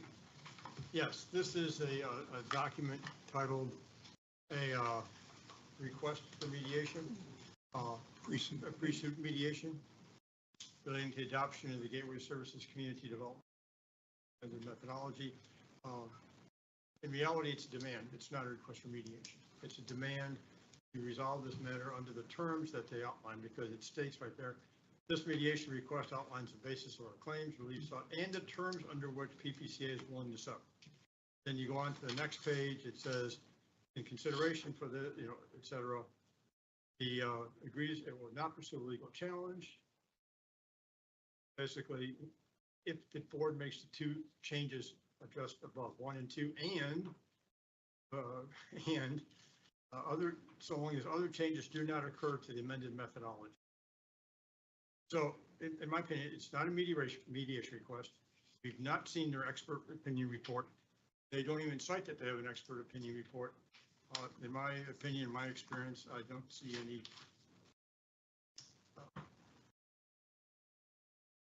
my recommendation would be not to engage in this, because it is a demand. It's not a mediation request, because it's basically couched as an all or nothing. Because they talk about, should this mediation request not be satisfactorily resolved, and then they again talk about possible litigation. But again, I look at the beginning. This mediation request outlines the basis of the claims, the relief sought, and the terms under which they are willing to settle. And they go to, and those are the terms. So anyways, that's just my recommendation. I think that's staff's recommendation. On the motion, or I make the motion that neither staff nor legal counsel be further involved in this mediation consideration. Second. I'll second the motion given what Tony just said. Discussion? Discussion. Okay. Tony, I can understand as a lawyer that you see certain words and they mean certain things to you, and you start putting the guards up on our behalf, and I appreciate that. But I don't think it would hurt to have a meeting. I'm not saying a mediation, I'm not saying anything other than what harm would it do to have the two sides get together and have a meeting? And maybe nothing will come out of it. And I have never found a problem with sitting down and at least talking to people. At least you start to understand where they're coming from. This kind of just shuts a door, your recommendation and the motion just kind of shuts the door on communications. And I think there's a way to not call it mediation, but to just sit and have a meeting. What would be the harm in that? I have something to say. Go ahead, Flavia. Well, first I want to say, First of all, I was asking that of Tony. That's not a decision of our attorney. He's So, made his Hold on, recommendation, hold on. and we've got a motion on the floor to not do anything more on this. I You're will not gonna f- even talk to people? Ed? We have to, yes, we've done our job. We went through 4 months of negotiation, and you two consented to this that we've got. I am not gonna be a part of going back, because if you're gonna go back, I'm gonna go back and 0.15 is off the table. We're going to 1. So just watch what you ask for. Did you, We negotiated in good faith, the 5 of us. I am not reneging on what I did unless we will go further down this road. do you want to let Tony answer or you want Flavia had- Flavia? Well, Flavia, Flavia needs to go that's first. Flavia. I just want to say, let's call it exactly what it is. It's mediation. So let's give the respect. If they call for mediation, it's mediation, Carol. It's not a conversation. And since since this going on for months, not once have them come in, the attorney came in to talk to us and we talk about, oh, it's not, in a workshop. And again, we saw nothing. So I'm totally in support what Tony's just, guidance is on this one. Yeah, and to answer Carol's question, it's ultimately a policy decision by the board, but we've had many conversations, staff with council and with other folks, PPCA, with regards to methodology. And again, they've articulated, there's been an articulation that there's an expert out there that differs with the district's retained expert. The PPCA has seen every document that the district has because of the public records law, because of what we did, very open in public. Whether or not some people may disagree or agree on the ability, but it was public. There's plenty of opportunity to make comments in writing and in person. I would like to see their experts report. I keep hearing that there's a report, but I've not seen one. And so to enter a discussion without being presented what their basis for asserting that the methodology is incorrect is I think would be an exercise in futility, quite frankly. Additionally, when the board sets the budget hearing, it also sets the assessment levying, the assessment allocation, the assessment imposition hearing. So when the board sets the budget hearing, that's when the mail notices are on. That's when the big ads in the paper. The public will have another opportunity to look at and come in and object either in person or in writing in advance. They're concerned with the budget. They're concerned with the allocation of benefits. They're concerned with the allocation of assessments and the levying and imposing of assessments. That's what we did back in 2020 when the board revised its methodology, following the same path now. So there will be plenty of other opportunities. And so again, it's couched as a demand, quite frankly. Words do mean something, Carol, you're right. And I guess that's the lawyer in me. My wife goes crazy when she says, you're being too precise. I go, I know. I get in trouble otherwise. And So so. I often accuse John of cross-examining me. Well, sounds familiar. I've been told I'm not understanding. Okay. So that's my guidance to the board. Okay. Okay, there's And I can understand where your guidance is coming from, based on the fact that you are the attorney. Yes, ma'am. But when we come to August, and there's the public hearing on the actual budget, it's going to be a public hearing again. It's not going to be a conversation. It's going to be people talking to us, and we don't say anything. And if it was anything like the last public hearing, opinions and stuff that were expressed there were not really taken to heart. People knew exactly how they were going to vote afterwards, and they made no, they weren't even trying to hide it. They didn't even express empathy or concern. I still don't, and obviously this motion is going to pass. But after that, why can't we just sit down and have a meeting? There's nothing prohibiting against the board's policy decision as to whether or not to even have conversations, but I believe we've had conversations. Right? Chelsea, we've had regards to the methodology and talking to people. I just don't want to waste the money on this. I'd like to hear the answer to If that. I'm wrong, let me know. Have there been meetings? Phone calls and conferences. We have a meeting every No, 2 no. weeks. Feedback on we have not discussed with their professional hired consultant. But with your attorney and their. person- Yes, we've had multiple meetings with their attorney, trying to resolve and go through some of these issues. So ultimately, it is the board decision. It Oh, I is not the- understand that. I It's not the understand that. consultant's decision, it's We've this not board. seen any reports. Okay, we've got a motion and a second. Ed, on you're the floor. railroading this again. We're All still in favor? discussing. We're still discussing. Because as far as I know, there has not been any type of interaction between PPAC and Russ. They're not the board. Russ did have a conversation, brief conversation when they were going back, he and I thought they couldn't Hank? make that meeting. They, no, they didn't, but when they were going back and forth, we were trying to schedule it. They had a brief conversation. It's my understanding, this is what Russ conveyed to me, and I'm just articulating this from secondhand from a month ago. Those two had a brief telephone conversation and cleared some of the air. Now, we never were able to, because of timing and scheduling, we were never able to have a formal sit down, nor was anything provided from them, which I believe we've requested. Again, to Tony's point, everything we do is in the opens, in the sunshine. So from a staff perspective, semantics, mediation, that raises flags to me. I'm not an attorney, but I have concerns if because ultimately the board has to make the decision based on your professional consultants, economists. So what they're asking of and what the end outcome, what I believe reading between the lines is what they're desiring to get, won't come from a meeting. It would come from this board and with Russ.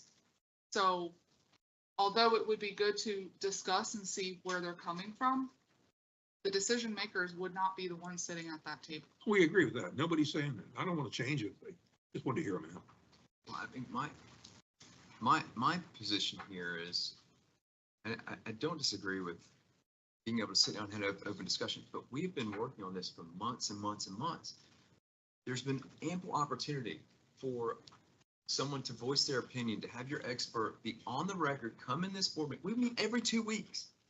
Doug, There's not a formal meeting request. I don't that's disagree. More open than being able to come in here, sit at the podium, put a public request in, or we would have even put an agenda item that said Pelican's rate expert to give them 15 minutes. We offered that. We've been I offering that know you forever. sincerely believe that, but from the other side of the table, they feel that they've been shut out I'm just telling you what they're saying. That they've been shut out every step of the way because when we had workshop decisions, they were not invited to participate. They were allowed to hear, but they didn't really. There was Well, we no didn't know request everybody. for your Nobody- expert nobody to gets come that. in and participate in Well, workshops. nobody or gets that, speak. Ed, but you got, We don't deny people the ability to be, Yeah, to and we- speak at public records, and that's in the sun. That's- and we graciously hear it, we totally ignore it, and then we vote. That's what we do. We're not listening. We hear it, and then we vote. I And would that's what this is love gonna at be. any time during that 3-month period, because Lord only knows, I got some scathing emails coming out of Pelican Reserve. There was never, Nothing ever provided any documentation of an expert on their side of what we was doing wrong. No, nothing. Absolutely nothing. nobody says anybody's doing anything wrong, but they wanted to offer Then that's- alternative read- ways. Read the to look at statute. it. The statute How is very about this clear. statute? This board has Let's just take large the vote. magnitude of ability to enact a. Yeah, I heard you loud and clear when you said you're gonna That's all we have revisit to the do. 15% and go to $1. May I heard make- you. May I make a suggestion? May I make a suggestion? Yes. I say we deny the mediation, but you invite them and put them on a scheduled meeting as an agenda item. Schedule it, and if they show, they show, they don't, they don't. And then that way it's in front of all 5 of you. They can come say their piece in front of the board, have any comments that they want. But- And, With 3 minutes, I mean. what- no, you do it No, as no, an I'm not doing agenda that. We don't item. do that to anybody else. But they, Nobody else. You do that, and Rod Senior's gonna be lit up like a Christmas tree. Wait He a gets minute. turned down every I meeting. seem to remember that the Stony Brook Association came and sat at that table with chairs around the table and had an association meeting in conjunction with our meeting at the same time to go through a lot of the issues over in Stony Brook. I can't help that. And What happened, We happened. have done more. I'm gonna for end other this people than discussion. your- We got a motion. We're just beating a dead horse. There's a motion and a There's a second dead on the horse here, floor. there's no doubt about it. All in favor, say aye. Aye. Aye. Opposed? Aye. Aye. Okay. Let the Flavia, record how show did, hold on. 3-2. Flavia, had you, I voted yes to deny. okay, Not to have mediation. okay, thank you. Yeah, that's what this was at. This was only not to have mediation. If Flavia wants to take and have something else, that would invite them in. But again, the 3 minutes, that's what they get. We don't allow that to anybody else. I'm not opposed. I'm not opposed at all to inviting them in, and I'm not opposed at that time allowing them a 5 minute, or if it's, we have allowed a few minutes to other people, so I'm not opposed to that. I do want to hear and just move on since we already made the motion and passed on this. Yeah, would, if that thought process, are we going to have Russ here so that they could have dialogue back and forth if that's what we're doing? Otherwise, if it's just reading a speech, that's a waste of time. Yeah, having Russ come in. But if and Russ get in was the there middle of the to- deal, he's fighting himself. He's not gonna do that. I mean, there's no. He'll do whatever we ask him If to. they He's had paid a employee. report that they had from an expert to give us and point out what they have made statements of, that this thing was. What are you so false and afraid wrong. of? No, I'm sorry. What are you so afraid Well, of? here's I'm the, not afraid of anything. the issue is the timing of this thing. But they've been Because asking for it since listen, last September, Listen, give me a guys. second. We operate in the sun. Our dates, our timelines have to be projected out and documented in the newspaper, all this stuff. Pelican has known about every date and deliverable for months and months. And- There's been every opportunity for FishCon or your expert or someone to come in and be on the record and to say, Pelican disagrees with the current methodology for these reasons. We have a report that's contrary to what your expert is saying. We have legal counsel that feels there is a legal precedent for this, this, and this. There's been ample opportunity, and you don't need a mediation meeting. You don't need to have we could have done an agenda item. It would have been fine. All of this could have been done months and months ago. They've been the time- trying to do it No, for Bob, months. we have What- never rejected what- once to have no, no. Pelican come in or give them the opportunity to speak or their expert. Matter of fact, we have requested it multiple times. Okay, but what we to have done, expert opinion come in and what present. we have done every time is they come in and they voice their concerns. Residents? Yeah, They're not People- experts. They're not experts. I'm telling you what, I must be stupider than I think I am, but anyway, they're trying to understand in a dialogue with the methodology guy. Did you consider this as an alternative way to do it? Is there something else? We have allowed them to come and speak. I completely agree with that. They come and they read the thing and we nod off and they say, oh, you're 2 minutes. Okay, you go. Because there's been no consideration, But not it's since one- the other Bob, meeting. It's one thing if we, how many residents do we have come in that question how we bill, how we put policies for ponds and lakes? And some residents may have a value opinion and may be educated. But if you want us to take action, then you have an expert. You have someone that has some. And they've tried to do that. Who? You haven't. Fishkind tried to do beat with wire. They had. FishCon has, the door is open right here every I'm not, Thursday I'm for him not to come talking, in. I'm not talking about Bob, have you time in talked to front of the Fishkind? board. I've never seen him. I don't know the guy. I've talked to him. He hasn't prepared anything. He's I don't prepared know nothing. that he has or hadn't, but I know they asked for a meeting between him and Russ to explore other options. That's I all. just think the timing, and I don't disagree, these are conversations we should have had months and months What ago do you if mean? there's a disagreement. After the fact, it's just a really hard time for us to go back and resurrect all this stuff. Because, and to be quite honest, my tolerance for even sitting on this board moving forward has completely fallen off, because I feel like every time we're in a room, it's Pelicans resisting because they feel like they got to pay for something. I don't even feel like we're What looking do you out for the mean best pay for interest. something? We're not even looking out for the best interest of Gateway anymore. Because anything that comes up that Pelicans have to pay for, it's an automatic no. Well, yeah, it's very difficult for the Pelican residents to swallow that they're paying for a park they'll never use and a swimming pool they'll never use. What You're about Gateway absolutely residents correct. that don't either? They live here, Ed. Yeah, well, We you're don't different. live You here. live here. They've You're in got Gateway. they've got five pools Live over in the there. district. They've I'm- got I'm done conservation with areas. this. This is a waste of time. We're just Do we going in want to move circles. to Here agenda we are. management? So I'm supposed to tell my Do it. kids they Agenda can't have a pool to management. swim in because Pelican has No. spent Say it for again? 20 Agenda years and they've got management's 6 next. pools, Okay, sorry. 20 pickleball courts. but my kids can't afford. No one said that. Doug, let's go on ahead with agenda No, I just said management, I don't please. want to pay for it. I don't, if I'm using something, I'm willing to pay for it. All right, so on The agenda average management, Pelican resident feels the same way. the next meeting, we have, again, budget discussions between now and August. My annual review, make sure you get that to Tony by next Thursday. I will be out, Wednesday, I will be out of town, but be happy to take a call with you, or when I get back, we can set up some FaceTime one-on-one. If you need anything for that review, let me know if there's like documents or anything that you need. Let me know. So what's that? For a review. For my review. Next week to Tony Wednesday. And then the next meeting, we will have RWA here to go over the 60% design and the 60% landscaping planting. So that will be a Dog and Pony show. And then we've got the storm sewer award, but is there anything else you guys? The last President's Council meeting was a Disaster. very Disaster. disappointing We can agree on turnout. that. It was a disaster. There was I'm more staff I'm gonna and call it disappointing. supervisors than So I residents. would love for us to reconsider the frequency of those meetings, maybe going to once every 6 months and hosting them here, because we paid for that room. And to have 3 people show up was That very was disappointing.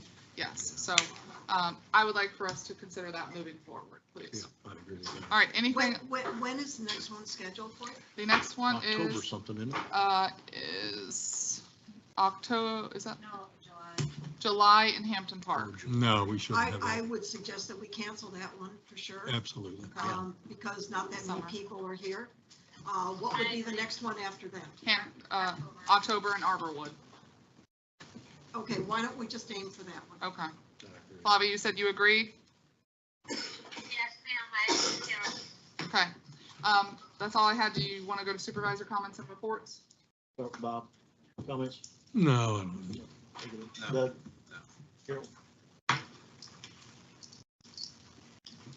Tony, how would it be possible to put together a conversation legally? So nobody is stepping on anybody's toes. Again, having a meeting, having a gathering is just, again, it's a policy decision by the board. What kind of guidance or direction they want to give staff as to who to meet with and when to meet with and how. And again, I go back. Would it be improper for Carol Pancott to call up Russ and to call up Mr. Fish, whatever he is? Fishkind, and say, can we have coffee together? No legal prohibition against that. Okay.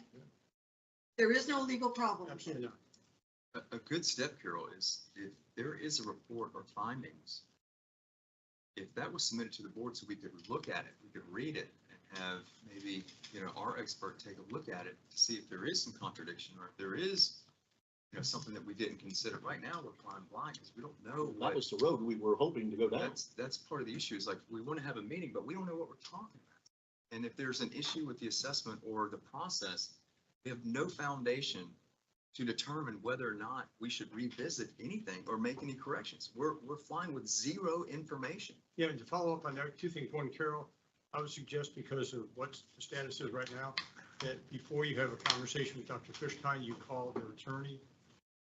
We request the consent of their attorney for you to talk with Mr. Fishkind because he's retained expert. I have to chime in. We've already gone well over Russ's budget, and if Russ is going to want to be compensated, and so if you're wanting to set up a meeting on behalf of the district to have this meeting, Russ is, It there will wouldn't be. be on behalf of No, the district. It's on Russ would- behalf of Russ would Carol. have to agree to that on his own time out of Okay. his good heart. All right, But well, again, because the PPCA is represented by counsel, I don't know who retained Dr. Fishkind, whether it was PPCA directly or the attorney to preserve the work product or attorney-client privilege. So I would suggest out of abundance of caution, because how the tenor has been all along, quite frankly, that the consent of PPCA attorney be obtained prior to any contact with So Dr. Fishkind. But second, I think what's important, I kept thinking June 15th, it's June 5th. That's when you approve the budget and you set the high water mark, and that's when everybody, the public has another opportunity to show up and say, listen, we don't like how you're doing your budget, we don't like your categories, we don't like the silos, we don't like your assessment. They can comment then, and then they can do it again in August or July, whenever they hold the hearing. So there's plenty of opportunity for Dr. Fishkind to appear and or PPC. So when Russ calls me and says, hey, I have this request, my response to him is, it's on your own accord. The district's not compensating you for your time. If you choose to meet with them, that is on you. We're clear with that. Yes. Yeah. And Carol, you're free to contact Ms. Linsky, or I can tell her you plan on calling. That puts- He's Let me know. responsible, he's I'm asking responsible this for the question verbiage. and- now because and- I don't want anybody to say, oh, you can't do that, Carol. Well, that- So I want to know all the rules Yeah, I that think, there would be. I think if you want to do that, give me a call so that I can call Jennifer and say, Jennifer. That- There may be I think one that's muddy in the water. I think if Carol, as an individual resident, wants to reach out to two individuals and establish lunch, it should be Russ and Fishkind's opportunity to let their legal counsel know whether or not they're permitted to have that. No, I disagree only because she would be calling in her capacity as a board member. She's a resident, but this is a board. But she's not acting on behalf of the board. She's acting on behalf of But she is herself. a board member. Yeah. So she is a client of, the board and the district are my clients. You're just Even as a putting resident, Russ she's in still an a board awkward member. position. Yes. Okay, she wears that hat. But I can't But imagine. I can't imagine Russ. So how agreeing much, to appeal. how much does Russ charge? I want to know how much the lunch has to be. I'd have to look at it. Go someplace nice. Oh, Mickey nice. D's. He's that expensive? But Okay. I'm sure If you want- $200, $300 an Okay. hour. But Carol, if you want to pursue it as far as having Dr. Fishkind there as part of it. Not as a board No, no. direction. Can I finish, please? Well, they voted majority to not have a conversation, to not do this mediation. No. The idea is Carol was talking about having a conversation with Dr. Fishkind and Russ Wire. Not mediation, just a conversation, correct? That's my understanding? Yes. And there's no legal Talk about prohibition. you. That's not mediation. And she as a board member is free to do that. My only Guess we'll have to comment go to was the that, Oxbow They downtown. agree. my only comment is that PPCA has an attorney. PPCA and or the attorney has hired Dr. Fishkind as a consultant. So just as a professional courtesy and a matter of caution, only because the approach that's been taken, I would suggest that you get the consent of the PPCA attorney for you to contact Dr. Fishkind. So that doesn't limit Doug from doing the same thing. If- Doug could do the same thing. Yes. I mean, if it Bob was could me, too.